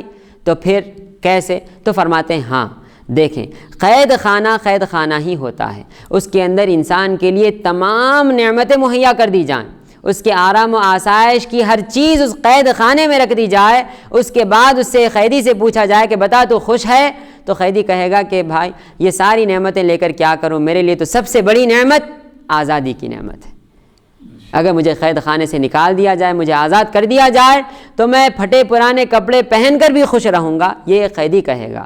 تو فرماتے ہیں مومن چونکہ یہاں کی ساری نعمتیں لینے کے باوجود قید خانے میں اس طرح ہے کہ دنیا اللہ تعالیٰ سے دور کرنے کی شے ہے، یہاں پر رہ کر انسان اللہ تعالیٰ کے دیدار سے محروم رہتا ہے، اور کل قیامت کے دن مومن خدا کا دیدار کرے گا، اس کے قرب میں رہے گا، اللہ تعالیٰ کی رضا میں رہے گا، تو اس کے سامنے یہاں کی ساری نعمتیں گویا قید خانے کی نعمتوں کے برابر ہے۔ تو اس طرح بھی حضور پاک صلی اللہ علیہ وآلہ وسلم نے فرمایا کہ دنیا مومن کے لیے قید خانہ ہے اور کافر کے لیے جنت ہے۔ سوال آپ سے جی فرمائیں۔ کہ میں نے پروفیسر ڈاکٹر سید بدی الدین صابری صاحب کی جو قرآن مجید کی تفسیر جامعہ انواریہ کے زیر اہتمام ریکارڈنگ کروائی جا رہی ہے، تو اس سے ایک سورہ یوسف کی تفسیر مول صاحب بیان فرماتے وقت اس میں یہ فرمائیں کہ دوزخ کا ایک ڈول عذاب اگر زمین پر ڈال دیا جائے تو پوری دنیا جل کر تباہ ہو جائے، برباد ہو جائے، اور پھر قیامت تک زمین میں کچھ اگے ہی نہ، یعنی کچھ زمین اگا نہیں سکے گی۔ صحیح بات۔ صرف ایک ڈول عذاب جو ہے اگر ڈال دیا جائے، صرف ایک ڈول، ایک بکیٹ سمجھے، صحیح بات، تو لوگوں کو جو ہے نا مطلب وہ عذاب کو جو ہے مد نظر رکھتے ہوئے کہ اگر ایک ڈول عذاب ڈال دیا جائے تو اس کی یہ حالت ہے کہ زمین پوری جل کر تباہ ہو جاتی ہے۔ پھر اس کی بڑی پیاری مثال دیتے ہوئے مول صاحب یہ فرمائیں استاد محترم کہ دیکھیے آج سے 200-300 سال پہلے کے زمانے میں آپ چلے جائیے، اس زمانے میں اگر آپ پڑھا لکھا آدمی جو قابل ہے، لائق ہے، سمجھدار ہے، اس سے آپ یہ بات اگر کہتے آج سے 100 سال 200 سال پہلے کے زمانے میں، بھائی ایک زمانہ ایسا آئے گا کہ وہاں انسان جو ہے نا، اب جیسا ہم مہینوں میں سفر کر رہے ہیں، حج کو جا رہے ہیں، تو حج کا جو مسافت ہے، جو راستے کا جو سفر ہے وہ 3 مہینے 6 مہینے لگ جاتے ہیں۔ ایک زمانہ ایسا آئے گا کہ لوگ صرف 6 گھنٹے میں، یعنی ہندوستان سے 6 گھنٹے میں وہ جو ہے مکہ شریف پہنچ جائے گا، مدینہ شریف پہنچ جائے گا، سعودی عرب میں جو ہے وہ داخل ہو جائے گا صرف 6 گھنٹے میں۔ صحیح بات۔ اور پھر ایک دوسرے کا چہرہ دیکھتے ہوئے، کوئی امریکہ میں ہو یا کوئی ہندوستان میں، دنیا کے کسی کونے سے لوگ ایک دوسرے کا چہرہ دیکھتے ہوئے بات کر سکیں گے۔ اب یہ اپنے کپڑے جو ہے ایسا مشینہ ایجاد ہوں گے، اور اس ایجاد میں جو ہے کپڑے وغیرہ ہوں گے مختلف، یعنی یہ چیزوں کی جو ہے ترقی ہوں گی۔ تو اس زمانے ہی کے خوابی لوگ اگر یہ بات کہیں تو پھر خوابی لوگ ہی اس کو یہ بولیں گے کہ بھائی یہ تو پاگل ہو گیا، یا تو اس کو کسی اچھے طبیب کی ضرورت ہے، کیونکہ ڈاکٹر کا ایسا تصور نہیں تھا اس زمانے میں، حکیم یا طبیب کا تصور تھا، تو اچھے طبیب کی ضرورت ہے، یا اچھے مرشد یا عامل کی ضرورت ہے جو اس کا علاج کر کے اس کے دماغ کو ٹھیک کر دے۔ تو اب آپ مول صاحب یہ فرماتے ہیں کہ دیکھیے اب یہ 100 سال کے بعد کے زمانے میں ہر وہ چیز موجود ہے، آپ گھنٹوں میں مہینوں کا سفر گھنٹوں میں منٹوں میں سفر کیا جا رہا ہے، اور تمام ٹیکنالوجی ہمارے لیے جو ہے مہیا کی گئی ہے، فراہم کی گئی ہے، اور تمام چیزیں حقیقت ہے. اسی طریقے سے دوزخ کا عذاب بھی حق ہے، بے شک حق ہے. یہ جو مثال دے کے فرمائیں کہ دیکھو یہ آج سے 200 سال پہلے کے زمانے میں یہ تمام چیزوں کا تصور نہیں تھا، اور آج جو ہے اس کا تصور ہے. تو گویا جو اللہ کے رسول جو فرماتے ہیں، ہم ایمان تو رکھتے ہیں لیکن عملی طور پر بعض لوگ جو ہیں غفلت کرتے ہیں، کوتاہی کرتے ہیں. تو ان لوگوں کے لیے اور وہ کافر بچوں کے لیے یہ پیغام ہے اس حدیث مبارک میں کہ دیکھو ایک عذاب ڈولکی سے یہ حالت ہو جاتی ہے تو اس سے خبردار ہو جانا چاہیے. ایک اور ایک قرآن مجید کی آیت جو میرے ذہن میں آئی کہ لوگ جو ایک دوسرے کو کفر کا جو فتویٰ دے دیتے ہیں. کیا بڑی پیاری بات آپ نے فرمائی کہ امام اعظم ابو حنیفہ رحمۃ اللہ علیہ کے فتوے کے حوالے سے کہ 99 چیزیں اگر اس کے اندر کفر کی دیکھی جائیں، پائی جائیں، اور ایک چیز یا ایک صفت بھی اگر ایمان کی پائی جائے، مل جائے اس کے اندر، تو اس کو کافر مت کہو، ایمان والا ہی کہا جائے گا. بے شک. اور اسی کو جو ہے اللہ تبارک و تعالیٰ قرآن مجید میں بڑے پیارے انداز میں اللہ تعالیٰ ارشاد فرماتا ہے. اس کی آیت آپ تلاوت فرمائیں گے، میں اس کا صرف مفہوم عرض کر رہا ہوں. غالباً سورہ مائدہ کی یا سورہ توبہ کی آیت ہے کہ جو لوگ میرے دین کے کام کرنے سے، علم دین کی نشر و اشاعت کرنے سے، ایک دوسرے کو نصیحت کرنے سے، ایک دوسرے کی اصلاح کرنے سے اگر منہ موڑ لیں گے یا پھر جائیں گے تو ان کے مقابلے میں ایسی جماعت پیدا کروں گا کہ وہ مجھ سے محبت کرے گی، میں ان سے محبت کروں گا. لیکن مومن کی صفت اللہ تعالیٰ بیان فرماتا ہے. بے شک. پھر اور ایک صفت اس میں بڑی پیاری صفت یہ فرماتا ہے، اور یہ مومن آپس میں ایک دوسرے کے لیے مہربان ہیں، کافروں پر سخت ہیں، اور یہ لوگ کسی ملامت کرنے والے کی پرواہ نہیں کریں گے. تو معلوم ہوا کہ آپس میں اگرچہ کہ کچھ ان کے اندر کوتاہی ہو، خامی ہو، خرابی ہو، بعض لوگ ہیں کچھ نعوذ باللہ پہ جیسی باتیں کر دیتے ہیں، لیکن ان کی نیت گستاخی کی نہیں ہوتی. یہاں پر نیت بھی دیکھی جائے گی، ورنہ پھر یہ حدیث مبارک کا مفہوم ہی کیا ہوگا؟ انما الاعمال بالنیات، تمام کاموں کا دار و مدار نیت پر ہے. تو اللہ تبارک و تعالیٰ ارشاد فرماتا ہے کہ آپس میں مومنوں پر مہربان ہے. قرآن کی آیت یہ فرماتا ہے مومنوں پر مہربان ہے اور کافروں پر سخت ہے. اب اسلام کا یہ مزاج ہے کہ اسلام جو ہے کافروں کو اسلام میں داخل کرتا ہے، یہ اسلام کا مزاج ہے، اور نہ کہ مسلمانوں کو اسلام سے باہر کر دیتے ہیں. اور ہمارے پاس کا الٹا رواج چلا آ رہا ہے کہ جو مسلمان ہیں کچھ خامیاں ہیں، کچھ کوتاہیاں ہیں، تو اس کو نکال کے سیدھا جھٹ سے کفر کا فتویٰ دیتے اور اسلام کے بارے میں پھینکتے ہیں. جبکہ قرآن بول رہا ہے کہ آپس میں یہ مسلمانوں کے لیے مہربان ہیں، شفیق ہیں. تو پھر کہاں کے شفیق ہیں؟ تو ایسے مسلمان جو ایک دوسرے کو کفر کا فتویٰ دے دیتے ہیں، تو پھر یہ اس آیت مبارک کے مصداق نہیں ہو سکتے. اس آیت مبارک میں جو بشارت دی جا رہی ہے وہ اس بشارت سے محروم ہے وہ لوگ جو مسلمانوں پر کفر کا فتویٰ دیتے ہیں. صحیح بات ہے، ماشاءاللہ بہت اچھی بات فرمائی استاد محترم نے. ہم آگے کی حدیث شریف کی طرف چلتے ہیں.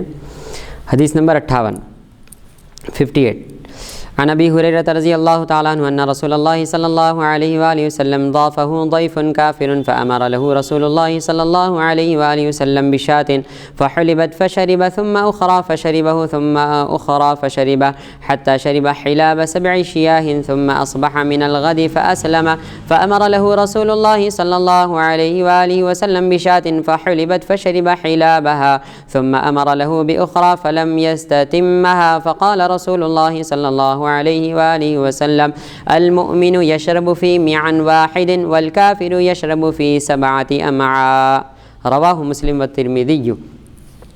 حضرت ابو ہریرہ رضی اللہ تعالیٰ عنہ سے مروی ہے کہ حضور نبی اکرم صلی اللہ علیہ وآلہ وسلم کے ہاں ایک کافر مہمان ہوا. آپ صلی اللہ علیہ وآلہ وسلم نے اس کے لیے ایک بکری کا دودھ دوہنے کا حکم دیا. وہ دوہی گئی تو وہ تمام دودھ پی گیا.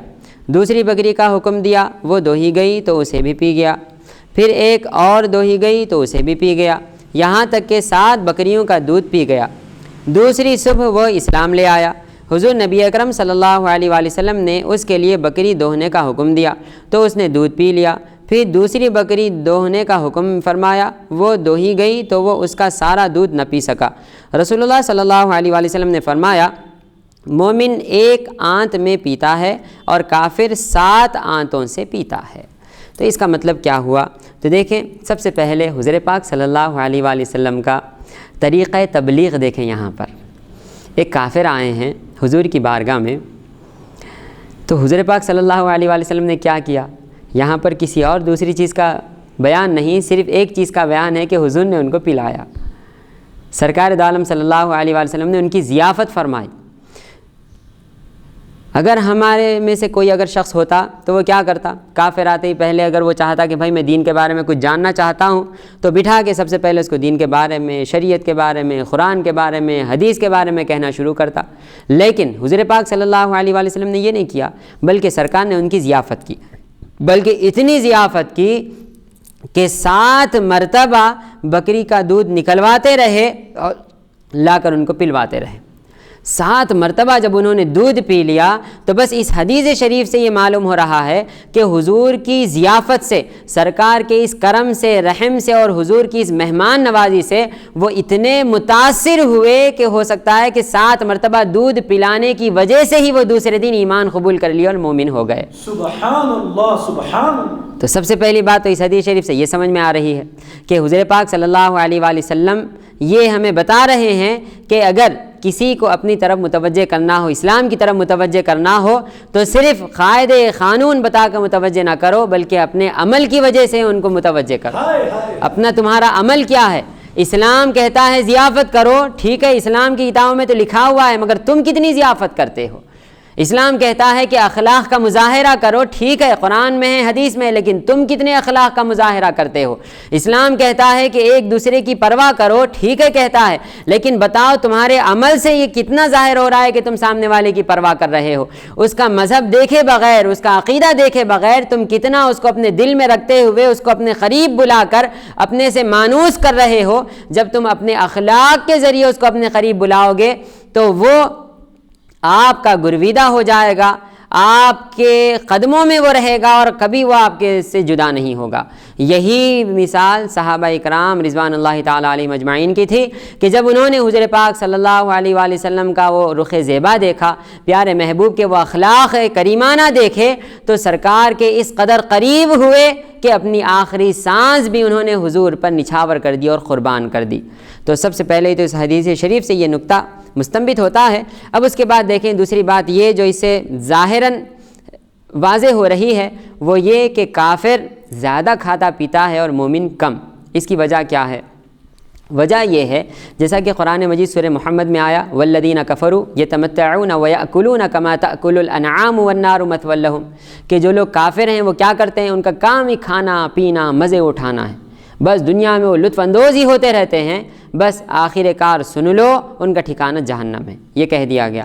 اس حدیث شریف میں پیارے آقا صلی اللہ علیہ وآلہ وسلم نے فرمایا کافر اپنی 7 آنتوں سے کھاتا ہے، یعنی چونکہ کافر کھاتے وقت بسم اللہ الرحمن الرحیم نہیں پڑھتا، اس کو معلوم ہی نہیں کیا پڑھنا چاہیے، خدا کا نام لینا چاہیے۔ اور جب فرماتے ہیں کہ جس کام میں یا جس کھانے میں خدا کا نام نہ لیا جائے، دعا نہ پڑھی جائے، اس میں شیطان بھی شریک ہو جاتا ہے، اور جس کے کھانے میں شیطان شریک ہو جائے لا محالہ وہ زیادہ ہی کھائے گا، زیادہ سے زیادہ کھاتا جائے گا۔ جیسا کہ حضور پاک صلی اللہ علیہ وآلہ وسلم نے ایک صحابی کو دیکھا کہ وہ کھانا کھا رہے تھے، کھاتے کھاتے جب ان کا آخری نوالا تھا تو حضور ان کو دیکھ کر مسکرانے لگے، تو صحابی نے فرمایا یا رسول اللہ آپ مجھے دیکھ کر کیا بات ہے کہ سرکار مجھے دیکھ کر مسکرا رہے ہیں؟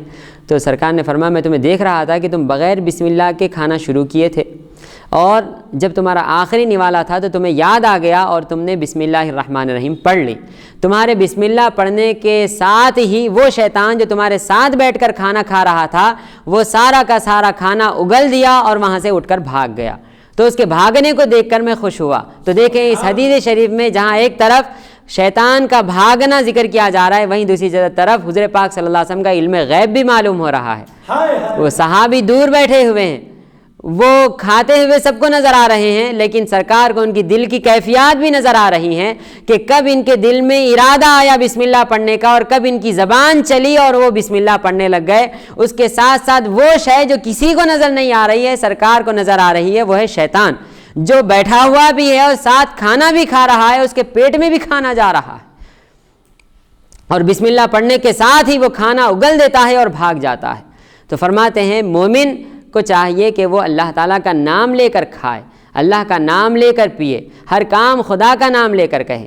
جیسا کہ فرماتے ہیں حضرت شبلی رحمۃ اللہ تعالیٰ علیہ فرماتے ہیں میں ایک مرتبہ بازار میں جا رہا تھا، تو اب دیکھیں ولی اللہ ہیں، وہاں حضور پاک صلی اللہ علیہ وآلہ وسلم میں۔ اب سرکار کا معجزہ کیا ہے؟ ابھی آپ نے دیکھا کہ سرکار کا معجزہ یہ حضور شیطان کو دیکھ رہے ہیں کہ شیطان کس طرح کھا رہا ہے اور کس طرح پھر اگل کر بھاگ رہا ہے، اور یہی سرکار کا جو معجزہ ہے یہ فیضان ہے اولیاء اللہ کی کرامتوں کے لیے۔ یہی فیضان اولیاء کی کرامتوں کے ذریعے ظاہر ہوتا ہے۔ وہ کرامت کیا ہے؟ تو دیکھیں حضرت شبلی علیہ رحمت و رضوان بازار سے گزر رہے ہیں، تو آپ فرماتے ہیں میں بازار سے گزر رہا تھا، دیکھا کہ دو شخص بازار سے جا رہے ہیں اور دونوں کے ساتھ شیطان ہے، دونوں بھی گھوڑوں پر سوار ہے، دونوں شخص بھی، لیکن ایک شخص کا شیطان تو اس کے ساتھ گھوڑے پر بیٹھا ہوا ہے، اس شیطان کے بھی بے انتہا خوبصورت نفیس لباس ہے، لباس پہنا ہوا ہے، اس کے سر میں تیل وغیرہ بھی ڈلا ہوا ہے، موٹا تازہ تندرست نظر آ رہا ہے۔ لیکن دوسرا شخص جو تھا وہ اگرچہ کہ انسان جو تھا وہ تو اچھا نظر آ رہا ہے، لیکن اس کا شیطان کو جب میں نے دیکھا تو شیطان ننگا ہے، بال بکھرے ہوئے ہیں، پیٹ جا کر پیٹھ کو لگ گیا ہے، ہانپتے ہوئے اس کی زبان باہر نکلی ہوئی اور نیچے اس کے پیچھے پیچھے سواری کے پیچھے دوڑتا ہوا چل رہا ہے۔ تو میں گیا اور اس شیطان کو بلایا جو بڑا ہی موٹا تازہ تندرست نظر آ رہا تھا، میں نے کہا ادھر آ، یہ تیری کیا حالت ہے؟ اتنا اچھا تو نظر آ رہا ہے۔ تو اس نے کہا ارے کیا بتاؤں، میرے تو ایش ہی ایش ہیں کہ جس کے ساتھ میں ہوں، جس انسان کے ساتھ، وہ انسان ایسا ہے کہ بہت ہی امیر ہے، بہت ہی کبیر ہے، بہت ساری نعمتیں اس کے لیے میسر ہیں، مہیا ہیں، بہت کچھ کھاتا پیتا ہے، سواری بھی کرتا ہے، لباس بھی بہت اچھے اچھے ہیں، اس کی ساری چیزیں مجھے مل جاتی ہیں۔ اچھا، اب آپ نے دوسرے شیطان سے مخاطب ہوئے اور فرمایا کہ بتا بھئی یہ تیری کیا حالت ہے؟ تیرا لباس کہاں گیا؟ ننگا بھاگ رہا ہے، وہ بھی پیچھے پیچھے، سواری پر کیوں نہیں بیٹھتا؟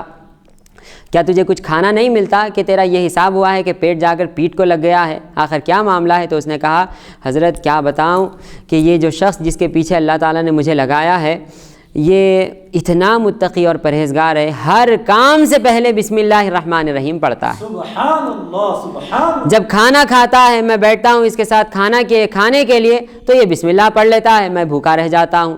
لباس پہنتا ہے تو بسم اللہ پڑھتا ہے، یہ پہن لیتا ہے، میں ننگا رہ جاتا ہوں۔ یہ سیر تفریح کرتا ہے تو سواری پر جب سوار ہوتا ہے تو بسم اللہ پڑھتا ہے، میں نیچے ہی رہ جاتا ہوں۔ یہ جب سر کو تیل ڈالتا ہے اور بسم اللہ پڑھتا ہے تو میرے بال ویسے ہی بکھرے رہ جاتے ہیں۔ غرض یہ ہر چیز میں بسم اللہ پڑھتا ہے، جس کی وجہ سے میں ہر چیز سے محروم رہ جاتا ہوں۔ اور اس شیطان نے کہا کہ یہ میرا جو انسان ہے وہ کسی چیز پر بھی بسم اللہ نہیں پڑھتا، لہٰذا ہر چیز مجھے حاصل ہوتی رہتی ہے، اس لیے آپ مجھے بڑے ہی عیش و عشرت میں دیکھ رہے ہیں۔ تو یہ حضرت شبلی رحمۃ اللہ تعالیٰ علیہ کا ان شیطانوں کو دیکھنا آپ کی کرامت ہے، جو حقیقتاً سرکار کا معجزہ ہے، جو کرامت ولی سے ظاہر ہو رہا ہے۔ لہٰذا انسان کو چاہیے کہ وہ ہر کام سے پہلے بسم اللہ الرحمن الرحیم پڑھا کرے۔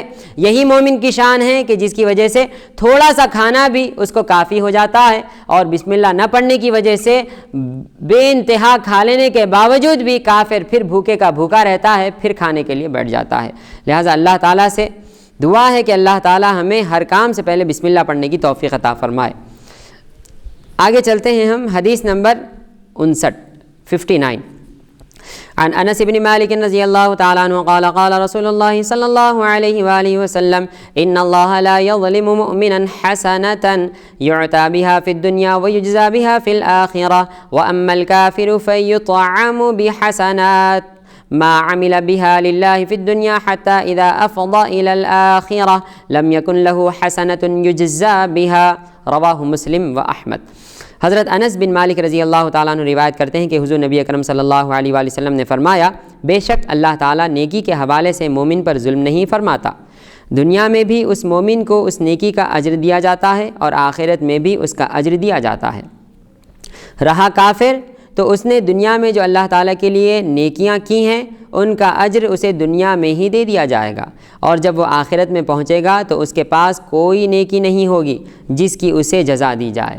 دیکھیں حدیث شریف ظاہر ہے کہ مومن جو کرتا ہے اس کو دنیا میں بھی دیا جاتا ہے دنیا کے اعتبار سے، آخرت میں دیا جاتا ہے آخرت کے اعتبار، کیوں کہ وہ اللہ تعالیٰ کا اقرار کرتا ہے، تمام ضروریات دین کو مانتا ہے۔ اب رہا کافر تو چونکہ کافر اللہ تعالیٰ کو نہیں مانتا، روز قیامت ہی کو نہیں مانتا، لہٰذا اس کا وہ اجر جو قیامت میں دیا جانے والا ہے وہ باطل ہو جاتا ہے، اور سارا کا سارا جو اس کا دیا جانے والا ہے اس کے عمل کے بدلے میں وہ اس کو دنیا ہی میں دے دیا جاتا ہے۔ کیونکہ دیکھیں اللہ تعالیٰ جہاں رحمان و رحیم ہے وہیں عادل بھی ہے۔ عدل فرمانے والا بھی ہے کہ اللہ تعالیٰ کسی پر ظلم نہیں کرتا کہ ایک کافر ہی ہے لیکن وہ بیواؤں کی بھی پرورش کرتا ہے، یتیموں کی بھی پرورش کرتا ہے، وہ بیچارے غریب لوگوں کی بھی مدد کرتا ہے، سب لوگوں کی اعانت کرتا ہے، امداد کرتا ہے، لوگوں کو دیتا ہے، پیسے سے، کپڑے سے، ہر چیز سے مدد کرتا ہے۔ تو اللہ تعالیٰ کیا اپنے بندوں پر جس نے احسان کیا ہے اس پر احسان نہیں کرے گا؟ بھی ضرور کرے گا۔ تو پھر کیسے کرے گا؟ تو فرماتے ہیں وہ احسان اس کے لیے دنیا ہی میں دے دیا جاتا ہے۔ اگر اس کو کوئی بیماری ہے تو اس کی بیماری دور کر دی جاتی ہے، پیسوں میں تنگی ہے تو پیسوں کی تنگی دور کر دی جاتی ہے، کسی چیز میں اس کی کمی ہے تو اس کمی کو پورا کر دیا جاتا ہے۔ جیسا کہ آپ ادھر دیکھیں، اس بارے میں بہترین مثال وہ ہے جو حضور پاک صلی اللہ علیہ وآلہ وسلم کے اسوہ حسنہ سے ہمیں نظر آتی ہے۔ اور منافق کا بھی بیان ہے اس کے اندر، چونکہ ہمارا باب بھی نفاق کے اوپر چل رہا ہے، کفر کے اوپر چل رہا ہے۔ آپ لوگ جانتے ہیں عبداللہ بن ابی بن سلول، یہ کون تھا؟ منافقوں کا سردار تھا۔ بھئی یہ منافقوں کا سردار کیوں بنا؟ تو فرماتے ہیں اوس و خزرج جو مدینہ منورہ کے دو بہت بڑے قبیلے تھے، یہ کئی سو سالوں سے آپس میں لڑ رہے تھے، لیکن سرکار کے مدینہ منورہ تشریف لانے سے پہلے ایک بہت بڑی جنگ ہوئی ان کے درمیان، جن کو جنگ بعاث کہا جاتا ہے۔ اس جنگ میں دونوں کا بے انتہا نقصان ہوا، جس کی وجہ سے یہ دونوں جو قبیلے تھے اوس و خزرج کے، انہوں نے یہ طے کیا تھا کہ بھائی ہم میں سے کسی ایک کو اپنا امیر بنانا چاہیے اور اس کو مدینہ منورہ کا بڑا اور لیڈر بنانا چاہیے تاکہ اس کے حکم کے تحت ہم چلیں اور امن و امان ہو۔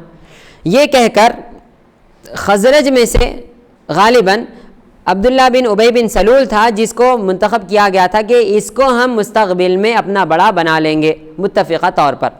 ابھی اس کو بڑا بنایا نہیں گیا تھا کہ حضور پاک صلی اللہ علیہ وآلہ وسلم مدینہ منورہ میں تشریف لائے تو فرماتے ہیں آب آمد تیمم برخاست، کہ جب دو جہاں کے شہنشاہ تشریف لا چکے ہیں تو کسی لیڈر کی کیا ضرورت؟ سبحان اللہ۔ تو جب پیارے آقا صلی اللہ علیہ وآلہ وسلم مدینہ منورہ میں تشریف لے آئے تو اب کسی کی ضرورت نہیں رہی، لہٰذا لوگوں کی طرف سے اس کا ذہن ہٹ گیا۔ تو اب اس نے دشمنی پکڑ لی اور اس نے کہا کہ ہاں میری لیڈرشپ چلی گئی، مجھے جو بڑا بنایا جانے والا تھا وہ چلا گیا، اب کیا کیا جائے؟ تو اس نے سوچا کہ ہاں اب بظاہر تو میں مومنوں کے ساتھ رہوں گا لیکن اب ان کی مخالفت کروں گا تاکہ یہ یہاں سے چلے جائیں، ہٹ جائیں اور پھر میری یہاں پر حکومت قائم ہو جائے۔ تو فرماتے ہیں اس کی وجہ سے اب تک دنیا میں صرف دو گروہ نظر آتے تھے، یا تو مسلمان یا تو کافر، لیکن مدینہ منورہ میں ایک تیسرا گروہ بھی نکلا جن کو منافق کہا گیا۔ اسی لیے اللہ تعالیٰ نے فرمایا ان المنافقین فی الدرک الاسفل من النار، کہ منافقین جہنم کے سب سے نچلے طبقے میں ڈال دیے جائیں گے۔ کیوں؟ ان کو آستین کے سانپ کہا جاتا ہے کہ یہ بظاہر تو کہتے ہیں بھائی ہم مومن ہیں، ہم تمہارے ساتھ ہیں، ایمان والے ہیں، لیکن جب پیچھے جاتے ہیں تو کافروں سے کہتے ہیں بھائی ہم تمہارے ساتھ ہیں، ہم تو مومنوں سے مذاق کر رہے تھے۔ قرآن مجید میں جا بجا یہ آیت شریفہ آئی ہیں۔ غرض ہم کیا منافق اور کافر کی تعریف نہیں کر رہے، تو اس منافق یعنی عبداللہ بن ابی بن سلول اس کی ابتدا اس طرح ہوئی۔ تو اب اس نے کیا کیا؟ تو دیکھیں جنگ بدر میں جب 70 قیدی قید ہو کر آئے مسلمانوں کے قبضے میں، تو ان میں سے ایک قیدی حضرت عباس رضی اللہ تعالیٰ عنہ بھی تھے جو حضور پاک صلی اللہ علیہ وآلہ وسلم کے چچا ہیں۔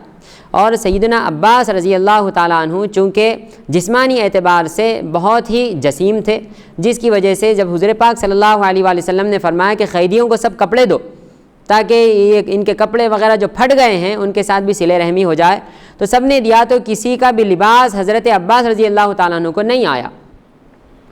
اس پر عبداللہ بن ابی نے، چونکہ وہ بھی بہت زیادہ جسیم تھا، لہیم شہیم تھا، اس نے اپنا کرتا، اپنی قمیص لا کر حضرت عباس رضی اللہ تعالیٰ عنہ کو دی۔ آپ کو وہ آیا اور آپ نے ضبطاً فرمایا۔ اب فرماتے ہیں جب یہ مر گیا عبداللہ بن ابی تو ان کے بیٹے حضرت عبداللہ حضور پاک صلی اللہ علیہ وآلہ وسلم کی بارگاہ میں آتے ہیں، کہتے ہیں یا رسول اللہ میرے والد کا انتقال ہو گیا ہے، میں چاہتا ہوں کہ آپ اپنی قمیص عطا فرمائیں تاکہ ان کا کفن بنایا جائے۔ تو حضور پاک صلی اللہ علیہ وآلہ وسلم نے وہ قمیص عطا فرما دی۔ تو اب اس عطا فرمانے پر بعض بداندیش لوگ یہ کہتے ہیں کہ نعوذ باللہ من ذالک سرکار کو علم غیب نہیں ہے۔ اگر سرکار کو علم غیب ہوتا تو حضور کو معلوم ہوتا کہ وہ منافق ہے، اور معلوم ہوتا منافق ہے تو حضور اپنی چادر اپنا قمیص اس کو نہیں دیتے۔ نعوذ باللہ من ذالک۔ انہوں نے یہ تو دیکھا اور یہ بات تو نکال لی جو کہیں لکھی ہوئی نہیں ہے، لیکن وہ بات جو بخاری شریف میں لکھی ہوئی ہے وہ انہوں نے نہیں دیکھی۔ وہ کیا ہے؟ سرکار دو عالم صلی اللہ علیہ وآلہ وسلم نے فرمایا کہ دیکھو، جو کوئی میری اہل بیت کے ساتھ، سادات کے ساتھ کوئی نیکی کرے گا، ان کے ساتھ اچھا سلوک کرے گا، تو سنو، یا تو وہ میری اہل بیت اس کو دنیا ہی میں اس کا بدلہ چکا دے گی، اور اگر یہاں وہ نہیں چکا سکے تو کل قیامت کے دن میری اہل بیت کی طرف سے میں اس مومن کا بدلہ چکاؤں گا۔ سبحان اللہ، سبحان۔ تو چونکہ وہ عبداللہ بن ابی منافق ہے اور قیامت کے دن اس کو کوئی اجر ملنے والا نہیں ہے، تو اس حدیث شریف سے حضور کا علم غیب نہ جاننا ثابت نہیں ہوتا، بلکہ سرکار کا علم غیب کے مالک ہونا ثابت ہو رہا ہے۔ وہ اس طرح کہ سرکار دو عالم صلی اللہ علیہ وآلہ وسلم جانتے ہیں کہ یہ منافق ہے، یہ بھی جانتے ہیں کہ کل قیامت کے دن جب آئے گا تو یہ اپنے نفاق ہی کے ساتھ قیامت کے دن اٹھایا جائے گا، یہ بھی جانتے ہیں کہ قیامت کے دن اگر اس کو کوئی میں فیضان پہنچانا چاہوں تو اس کے نفاق کی وجہ سے میرا فیضان اس تک نہیں پہنچ سکے گا۔ جب یہ سارے علم حضور کو ہیں تو اب پیارے آقا صلی اللہ علیہ وآلہ وسلم نے اپنی قمیص اس لیے عطا فرمائی تاکہ اس نے سرکار کے چچا کے ساتھ جو دنیا میں ایک نیکی کی تھی، اس نیکی کا بدلہ اس کو دنیا ہی میں دے دیا جائے۔ سبحان اللہ، سبحان اللہ۔ تو سراسر اس حدیث شریف سے سرکار کا علم غیب ثابت ہو رہا ہے۔ تو عقل کے ناخون لینے چاہیے ان لوگوں کے لیے جو صرف اور صرف تنقیص کی طرف جاتے ہیں، مدح اور تعریف کی طرف نہیں جاتے۔ تو ہر جگہ اپنے محبوب کی تعریف تلاش کرنی چاہیے۔ تو اس حدیث شریف میں بھی یہی کہا جا رہا ہے کہ کافر جو کچھ دنیا میں کرے گا اچھا کام، اس کو دنیا ہی میں دے دیا جائے گا، جس طرح سرکار نے عبداللہ بن ابی کو دنیا ہی میں اپنے چچا کے ساتھ سلوک کرنے کا بدلہ عطا فرما دیا، کیونکہ قیامت کے دن اس کے لیے کوئی چیز نہیں ہے جو اس کو دی جائے۔ اس کے علاوہ بہت سے اور تفصیلات ہیں، اس پر ہم آگے بڑھتے ہیں۔ حدیث نمبر 60 عن ابن عباس رضی اللہ تعالی عنہما قال قال رسول اللہ صلی اللہ علیہ وآلہ وسلم لا ترتدوا بعدی کفارا یضرب بعضکم رقاب بعض۔ حضرت عبداللہ بن عباس رضی اللہ تعالی عنہما سے روایت ہے کہ حضور نبی اکرم صلی اللہ علیہ وآلہ وسلم نے فرمایا، تم میرے بعد کفر کی طرف نہ لوٹ جانا کہ تم میں سے بعض کی گردنیں اڑانے لگیں۔ تو دیکھیں اس حدیث شریف کی شرح سب سے پہلی حدیث شریف میں چلی گئی اس فصل کے کہ قتل کرنے سے انسان کافر نہیں ہوتا، تغلیظ کے لیے بیان کیا گیا ہے کہ مسلمان کو قتل کرنا بے انتہا سخت ترین گناہ ہے۔ حدیث نمبر 61 عن ابی ہریرہ رضی اللہ تعالی عنہ ان رسول اللہ صلی اللہ علیہ وآلہ وسلم قال بادروا بالاعمال فتنا كقطع الليل المظلم يصبح الرجل مؤمنا ويمسي كافرا او يمسي مؤمنا ويصبح كافرا يبيع دينه بعرض من الدنيا رواہ مسلم و ترمذی۔ حضرت ابو ہریرہ رضی اللہ تعالیٰ عنہ بیان کرتے ہیں کہ رسول اللہ صلی اللہ علیہ وآلہ وسلم نے فرمایا، ان فتنوں کے واقع ہونے سے پہلے نیک اعمال کر لو جو اندھیری رات کی طرح چھا جائیں گے۔ ایک شخص صبح مومن ہوگا اور شام کو کافر ہو جائے گا، یا شام کو مومن ہوگا اور صبح کافر ہو جائے گا، اور معمولی سی دنیاوی منفعت کے عوض اپنی متاع ایمان فروخت کر ڈالے گا۔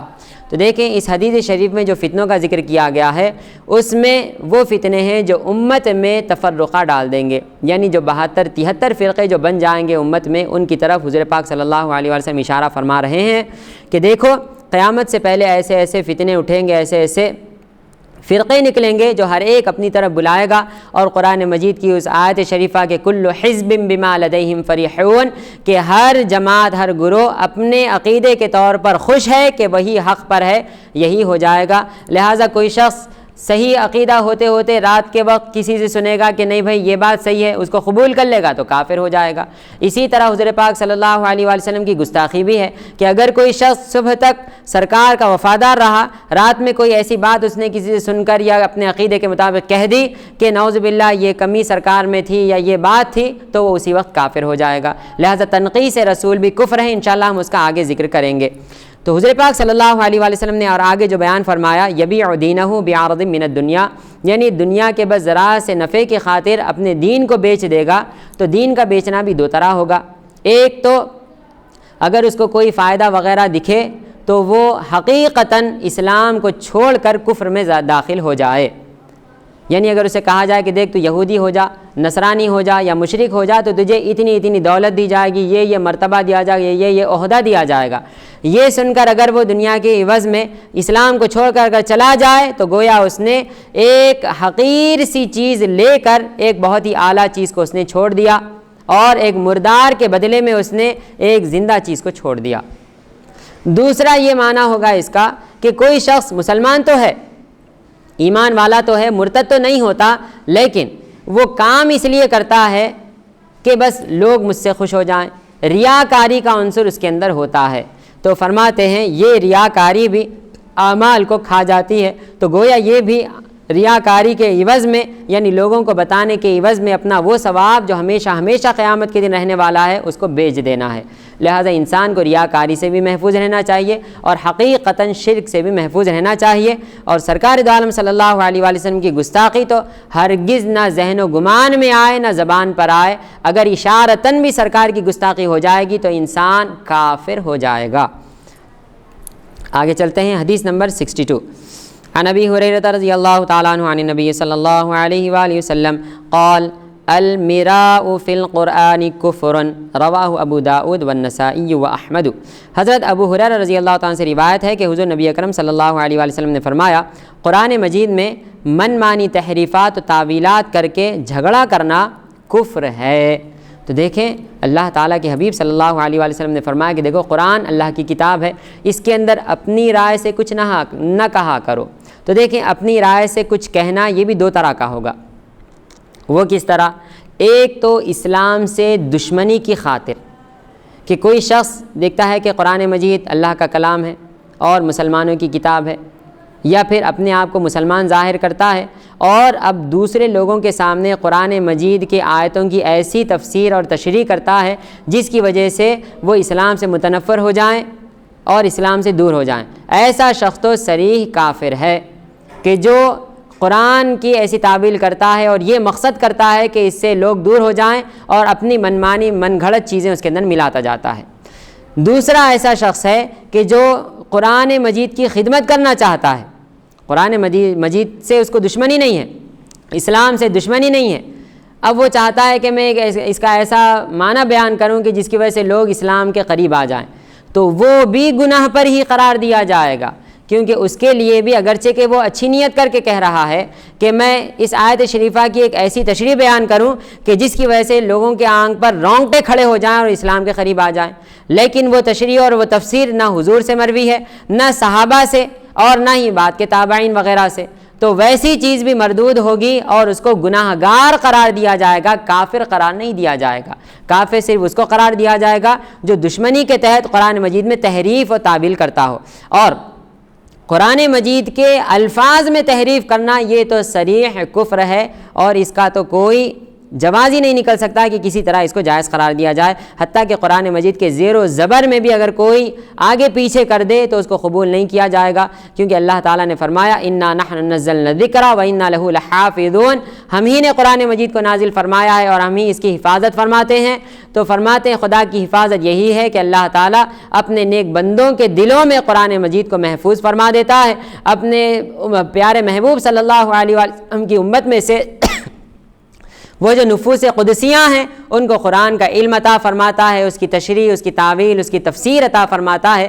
تو سب محکم آیات کی ہیں. جو متشابہ کے پیچھے جائے اور لوگوں کے اندر تفرقہ ڈالے تو وہ گمراہ ہے، بددین ہے. آگے چلیں، حدیث نمبر 63 عن عبادة بن الصامت رضی اللہ تعالیٰ عنہ عن النبی صلی اللہ علیہ وآلہ وسلم قال ان الكافر اذا حذر بشر بعذاب الله وعوقبته فليس شيء اكره اليه مما امامه فكره لقاء الله وكره الله لقاءه رواہ البخاری. حضرت عبادہ بن صامت رضی اللہ تعالیٰ عنہ سے روایت ہے کہ حضور نبی اکرم صلی اللہ علیہ وآلہ وسلم نے فرمایا کافر کی موت آتی ہے تو اسے اللہ تعالیٰ کی عذاب اور اس کی ناراضگی کی خبر دی جاتی ہے، پس جو چیز بھی اس کے سامنے ہوتی ہے وہ اسے سخت ناپسند ہو جاتی ہے، سو وہ اللہ تعالیٰ سے ملنا بھی ناپسند کرتا ہے اور اللہ تعالیٰ اس سے ملنا ناپسند فرماتا ہے. تو دیکھیں اس میں اب ایک ترغیب اور ایک ترہیب ہے۔ ترہیب یہ ہے کہ انسان اپنے آپ کو ہمیشہ کفر سے بچائے، کیونکہ جس شخص کا کفر پر خاتمہ ہو جائے گا وہ نہ اب آخرت میں کبھی اچھا رہ سکے گا، نہ ہی اس کو خدا کا قرب حاصل ہوگا۔ اور ترغیب یہ ہے کہ وہ انسان کو چاہیے، خصوصاً مسلمان کو چاہیے کہ وہ اللہ تعالیٰ سے ملاقات کرنے کی چاہت اپنے دل میں رکھے، ہمیشہ کمر بستہ رہے، ہمیشہ تیار رہے کہ مولا آج اگر تیری طرف سے پیغام آ جائے، اسی وقت اگر آ جائے مولا، تو میں ابھی تیار ہوں تیری طرف جانے کے لیے، تیرے پاس آنے کے لیے، تیری بارگاہ میں حاضر ہونے کے لیے۔ کیونکہ جو مومن ہوتا ہے وہ اللہ تعالیٰ سے اچھی چیزوں کی امید کرتا ہے، اور جو کافر ہوتا ہے اس کو تو وہاں سے عذاب کی بشارتیں دی جا رہی ہوتی ہیں۔ تو فرماتے ہیں مومن کو چاہیے ہمیشہ اللہ تعالیٰ کی بارگاہ میں حاضر ہونے کے لیے تیار رہے۔ تو جو شخص ہمیشہ خدا کی بارگاہ میں تیار ہونے کے لیے حاضر رہے گا تو سمجھیں وہی شخص اللہ تعالیٰ کا مقرب ہے، اس لیے کہ اللہ تعالیٰ بھی ہمیشہ اس سے ملاقات فرمانے کا وہ بھی اللہ تعالیٰ اشتیاق اس کو بھی رہے گا۔ کیونکہ دیکھیں پیارے آقا صلی اللہ علیہ وآلہ وسلم نے فرما دیا فَكَرِهَ لِقَاءَ اللَّهِ وَكَرِهَ اللَّهُ لِقَاءَهُ کہ جو اللہ تعالیٰ سے ملنا ناپسند کرتا ہے خدا بھی اس سے ملنا ناپسند کرتا ہے۔ اس کے برخلاف جو اللہ تعالیٰ سے ملنے کا متمنی ہوتا ہے اللہ تعالیٰ بھی اس سے ملنے کا متمنی ہوتا ہے۔ لہٰذا انسان کو چاہیے کہ ہمیشہ اپنے آپ کو خدا کی ملاقات کے لیے تیار رکھے۔ حدیث نمبر 64 عن ابی ہریرہ رضی اللہ تعالیٰ عنہ ان رسول اللہ صلی اللہ علیہ وآلہ وسلم قال آیت المنافق ثلاث اذا حدث كذب واذا وعد اخلف واذا اؤتمن خان، متفق علیہ۔ حضرت ابو ہریرہ رضی اللہ تعالیٰ عنہ سے روایت ہے کہ رسول اللہ صلی اللہ علیہ وآلہ وسلم نے فرمایا منافق کی 3 نشانیاں ہیں، جب بات کرے تو جھوٹ بولے، وعدہ کرے تو خلاف ورزی کرے، اور اس کے پاس امانت رکھی جائے تو خیانت کرے۔ اس کی تفسیر بھی ہم نے پہلی حدیث شریف میں بیان کر دی ہے کہ حضور پاک صلی اللہ علیہ وآلہ وسلم نے جو نفاق کا بیان فرمایا تو نفاق کی 2 قسمیں ہوتی ہیں، ایک نفاق فی الاعتقاد اور دوسرا نفاق فی العمل۔ تو یہاں پر نفاق فی العمل کا ذکر کیا جا رہا ہے کہ جس کے اندر یہ علامتیں ہوں تو وہ منافق کی علامتیں ہوں گی، اور اس کو یک گونا منافق کی علامت والا کہا جائے گا، منافق نہیں کہا جائے گا۔ یا پھر اس کا ایک معنی یہ بھی محدثین نے بیان فرمایا ہے کہ حضور پاک صلی اللہ علیہ وآلہ وسلم کے زمانے میں جو منافقین تھے ان کے اندر یہ 3 نشانیاں پائی جاتی تھیں، تو مسلمانوں کو حضور پاک صلی اللہ علیہ وسلم نے بتا دیا کہ دیکھو اب تمہارے درمیان جو بھی یہ 3 چیزوں کو کرے گا تو اس کو تم منافق سمجھ جانا، کیونکہ یہ منافق کی علامت ہے۔ یہ دونوں طرح کا اس کا معنی ہو سکتا ہے۔ پھر دیکھیں حدیث نمبر 65 عن عبد الله بن عمرو رضی اللہ تعالیٰ عنہما ان رسول اللہ صلی اللہ علیہ وآلہ وسلم قال 4 من كن فيه كان منافقا خالصا ومن كانت فيه خصلة منهن كانت فيه خصلة من النفاق حتى يدعها اذا اؤتمن خان واذا حدث كذب واذا عاهد غدر واذا خاصم فجر، متفق علیہ۔ حضرت عبداللہ ابن عمر رضی اللہ تعالیٰ عنہما سے روایت ہے کہ رسول اللہ صلی اللہ علیہ وآلہ وسلم نے فرمایا 4 باتیں جس میں ہوں وہ خالص منافق ہے، اور جس کے اندر ان میں سے کوئی ایک ہو تو اس میں نفاق کی ایک خصلت ہے، یہاں تک کہ اسے چھوڑ دے۔ وہ خصلتیں یہ ہیں، جب امانت اس کے سپرد کی جائے تو خیانت کرے، جب بات کرے تو جھوٹ بولے، جب وعدہ کرے تو خلاف ورزی کرے، اور جب جھگڑے تو بیہودہ گوئی کرے۔ تو یہاں پر ایک اور علامت کا اضافہ ہے، خاصما فجرا، جب جھگڑے تو بیہودہ گوئی یعنی گالی گلوچ بکنے لگے۔ آج دیکھیں ہمارے معاشرے کو کیا ہو گیا ہے کہ بس ذرا سی بات پر جھگڑنے لگ جاتے ہیں، اور جھگڑا بھی ایسا ببانگ دہل، وہ لوگ گالی گلوچ کرتے ہیں، ببانگ دہل ایک دوسرے کو ایسی باتیں کہتے ہیں کہ اگر کوئی باعزت شخص سن لے تو اس کے کان پک جائیں۔ ایسی باتیں علل اعلان پکار کے چیخ کر محلوں میں لڑائیاں ہوتی ہیں۔ کیوں ہو رہی ہیں؟ ان احادیث شریفہ سے ہم واقف نہیں ہیں کہ سرکار نے فرمایا یہ منافقت کی علامت ہے، اور نفاق کی سزا کیا فرمائی گئی؟ ان المنافقین فی الدرک الاسفل من النار۔ لہذا اس عذاب کو سن کر تو ڈرنا چاہیے، اگرچہ کہ ہم حقیقتاً منافق تو نہیں ہوں گے، لیکن ذرا دیکھیں خدا نخواستہ اگر اس نفاق کی علامت کی وجہ سے اگر منافقت کا اگر کچھ عذاب دیا جائے تو جب کیا کریں گے قیامت کے دن؟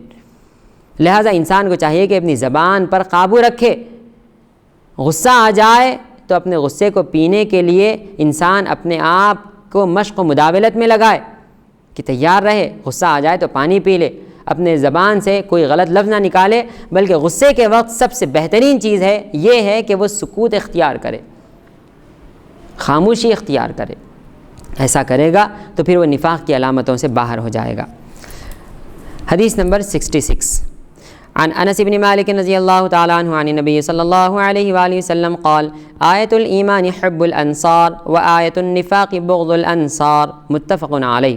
حضرت انس بن مالک رضی اللہ تعالیٰ عنہ سے مروی ہے کہ حضور نبی اکرم صلی اللہ علیہ وآلہ وسلم نے فرمایا انصار سے محبت ایمان کی نشانی ہے اور انصار سے بغض منافقت کی علامت ہے۔ دیکھیں اس کا بھی ایک معنی تو یہ ہو سکتا ہے کہ حضور پاک صلی اللہ علیہ وآلہ وسلم نے اپنے زمانے کے اعتبار سے یہ بات کہی ہو، کیونکہ جب حضور پاک صلی اللہ علیہ وآلہ وسلم مدینہ منورہ تشریف لائے، تمام مہاجرین صحابہ بھی سرکار کے ساتھ تشریف لائے تو انصار نے بڑی ہی خندہ پیشانی کے ساتھ ان کا استقبال کیا اور ان کے لیے اپنے گھر انہوں نے خالی کر دیے، مال دولت جائیداد ہر سب کچھ سرکار کے قدموں میں انہوں نے رکھ دیا۔ تو یہ دیکھ کر وہ لوگ جو منافقین تھے، خصوصاً عبداللہ بن ابی بن سلول، اس نے اور اس کے گروہ نے اپنے دلوں میں ان کے لیے بغض پیدا کیا اور انصار سے دشمنی کرنے لگے۔ تو اس بارے میں حضور پاک صلی اللہ علیہ وآلہ وسلم نے فرما دیا کہ دیکھو جو کوئی شخص تم میں سے کسی انصاری سے دشمنی رکھتا ہے اس وجہ سے کہ وہ حضور پاک صلی اللہ علیہ وآلہ وسلم کو انہوں نے آنے کی اجازت دی، یہاں آنے کے بعد انہوں نے سرکار کی خدمت کی، مدد کی، تو ایسی صورت میں وہ منافق ہوگا، کیونکہ منافق ہی ان سے اس طرح کی دشمنی رکھ سکتا ہے، اور مومن وہ ہے جو انصار سے محبت کرے۔ اب اس دوسری تفسیر یہ ہوگی کہ قیامت تک کے تمام مومنین کو یہ درس دیا جا رہا ہے کہ پیارے آقا صلی اللہ علیہ وسلم فرماتے ہیں کہ دیکھو انصار وہ نفوس قدسیاں ہیں کہ ایمان کی شمع جب ٹمٹما رہی تھی اس وقت انہوں نے اس کو سہارا دیا۔ حضور پاک صلی اللہ علیہ وآلہ وسلم کو اپنے گھر میں انہوں نے بلایا، تمام مسلمانوں کی، مہاجرین کی انہوں نے مدد کی، لہٰذا اس وجہ سے اب تمہارا بھی کام یہ ہے کہ ہر ایک انصاری صحابی سے محبت کرو، کیونکہ ان سے محبت کرنا ایمان کی علامت ہے۔ ایمان کی علامت کیوں ہوگی بھائی؟ ان سے محبت کرنا ایمان کی علامت کیوں ہو گئی؟ وہ اس طرح کہ اگر ہم کسی شخص سے محبت کرتے ہیں اور اگر ہمارا جو محبوب ہے اس محبوب سے اگر کوئی اچھا سلوک کرے گا تو اچھا سلوک کرنے والا بھی ہمارا محبوب ہو جائے گا۔ تو گویا یہاں پر یہ بتایا جا رہا ہے کہ تمہارے ایمان کی علامت حقیقتاً کیا ہے؟ حضور سے محبت کرنا تمہارے ایمان کی علامت ہے، چونکہ انصار سرکار سے محبت کرتے ہیں، کیونکہ انصار نے حضور کی خدمت کی ہے، صحابہ کی مدد کی ہے، اس وجہ سے تم انصار سے محبت کر رہے ہو۔ گویا حقیقتاً سرکار کی محبت کی وجہ سے تم انصار سے محبت کر رہے ہو، اس لیے حضور نے تمہارے ایمان کی گواہی دی ہے۔ تو ہر ایک جگہ جا کر اسی ایک ہی مرکز پر بات آتی ہے کہ ہر جگہ محبت کا مرکز و محور محبوب کی ذات گرامی ہے، کہ محبوب سے محبت کرو، اور محبوب سے جو چیزیں محبت، جو اشیاء محبوب کی محبوب ہوں یا جو اشخاص محبوب سے محبت کرتے ہوں ان سے بھی محبت کر لو، یہ تمہاری محبت کی علامت ہے۔ اور جو سرکار سے بغض رکھے گا، سرکار سے دشمنی رکھے گا، حضور کی خدمت کرنا اس کو پسند نہیں آئے گا، مہاجرین کی خدمت کرنا، ان کی مدد کرنا اگر اس کو پسند نہیں آئے گا، تو ویسا ہی شخص اب انصار سے بھی بغض رکھے گا، لہٰذا یہ اس کی نفاق کی اور کفر کی علامت ہو گئی۔ اللہ تعالی ہمیں اس سے بچائے۔ آگے چلتے ہیں، حدیث نمبر 67 عن ام سلمة رضی اللہ تعالی عنہ تقول کان رسول اللہ صلی اللہ علیہ وآلہ وسلم یقول لا يحب علیا منافق ولا يبغضه مؤمن رواہ الترمذی۔ حضرت ام سلمہ رضی اللہ تعالی عنہ سے روایت ہے کہ رسول اللہ صلی اللہ علیہ وآلہ وسلم فرمایا کرتے تھے کوئی منافق علی سے محبت نہیں کرتا اور کوئی مومن علی سے بغض نہیں رکھتا۔ یہاں پر بھی ہو بہو وہی معنی ہے، چونکہ حضور پاک صلی اللہ علیہ وآلہ وسلم نے سیدنا مولا کائنات علی رضی اللہ تعالیٰ عنہ کے بارے میں فرمایا من کنت مولاہ فعلی مولا، کہ جس کسی کا میں مددگار ہوں علی بھی اس کے مددگار ہیں۔ اور حضور پاک صلی اللہ علیہ وآلہ وسلم نے فرما دیا کہ علی مجھ سے ہیں اور میں علی سے ہوں۔ جب اتنی محبت کا اظہار حضور نے فرمایا تو چونکہ منافقین سرکار سے بغض رکھتے تھے، یہ محبت اور شفقت حضور پاک صلی اللہ علیہ وآلہ وسلم کی حضرت علی رضی اللہ تعالیٰ عنہ پر انہوں نے دیکھی تو حضرت علی رضی اللہ تعالیٰ عنہ سے بھی انہوں نے بغض رکھنا شروع کیا، تو یہ بھی ایک علامت بن گئی نفاق کی۔ تو یہاں پر بھی محبت کا محور و مرکز سرکار کی ذات گرامی ہے، کہ سیدنا مولا کائنات رضی اللہ تعالیٰ عنہ سے محبت کرنا بھی حقیقتاً حضور ہی سے محبت کرنا ہے۔ حدیث نمبر 68 عن زر بن حبیش رضی اللہ تعالیٰ عنہ قال قال علی رضی اللہ تعالیٰ عنہ والذی فلق الحبۃ وبرأ النسمہ انہ لعہد النبی الأمی صلی اللہ علیہ وآلہ وسلم الی ان لا يحبنی الا مؤمن ولا يبغضنی الا منافق رواہ مسلم۔ وفي رواية عنه قال لقد عهد إلي النبي الأمي صلى الله عليه وآله وسلم أنه لا يحبك إلا مؤمن ولا يبغضك إلا منافق رواه الترمذي وقال أبو عيسى هذا حديث حسن صحيح۔ حضرت زر بن حبیش رضی اللہ تعالیٰ عنہ روایت کرتے ہیں کہ حضرت علی رضی اللہ تعالیٰ عنہ نے فرمایا قسم ہے اس ذات کی جس نے دانہ چیرا اور جس نے جانداروں کو پیدا کیا، حضور نبی اکرم صلی اللہ علیہ وآلہ وسلم نے مجھ سے عہد فرمایا تھا کہ مجھ سے صرف مومن محبت رکھے گا اور صرف منافق ہی مجھ سے بغض رکھے گا۔ اور ایک روایت میں انہی یعنی حضرت زر بن حبیش رضی اللہ تعالیٰ عنہ سے مروی ہے کہ حضرت علی رضی اللہ تعالیٰ عنہ بیان کرتے ہیں کہ حضور نبی اکرم صلی اللہ علیہ وآلہ وسلم نے مجھ سے عہد فرمایا، اے علی تجھ سے مومن ہی محبت رکھے گا اور تجھ سے منافق ہی بغض رکھے گا۔ اس کی بھی تفسیر ابھی گزری کہ اہل بیت سے محبت کرنا، سیدنا علی رضی اللہ تعالیٰ عنہ سے محبت کرنا الحمدللہ یہ اہل سنت والجماعت کا وتیرہ ہے۔ ہمیں چاہیے کہ ہم تمام اہل بیت سے محبت کریں، سیدنا علی رضی اللہ تعالیٰ عنہ سے بھی محبت کریں اور ایمان کی جتنی علامتیں اس پر بتائی گئی ہیں اس پر کاربند ہوں اور نفاق کی علامتوں سے محفوظ رکھیں۔ اللہ تعالیٰ سے دعا ہے کہنے سننے زیادہ عمل کرنے کی توفیق عطا فرمائے، آمین۔ وآخر دعوانا ان الحمدللہ رب العالمین۔ السلام علیکم ورحمۃ اللہ وبرکاتہ۔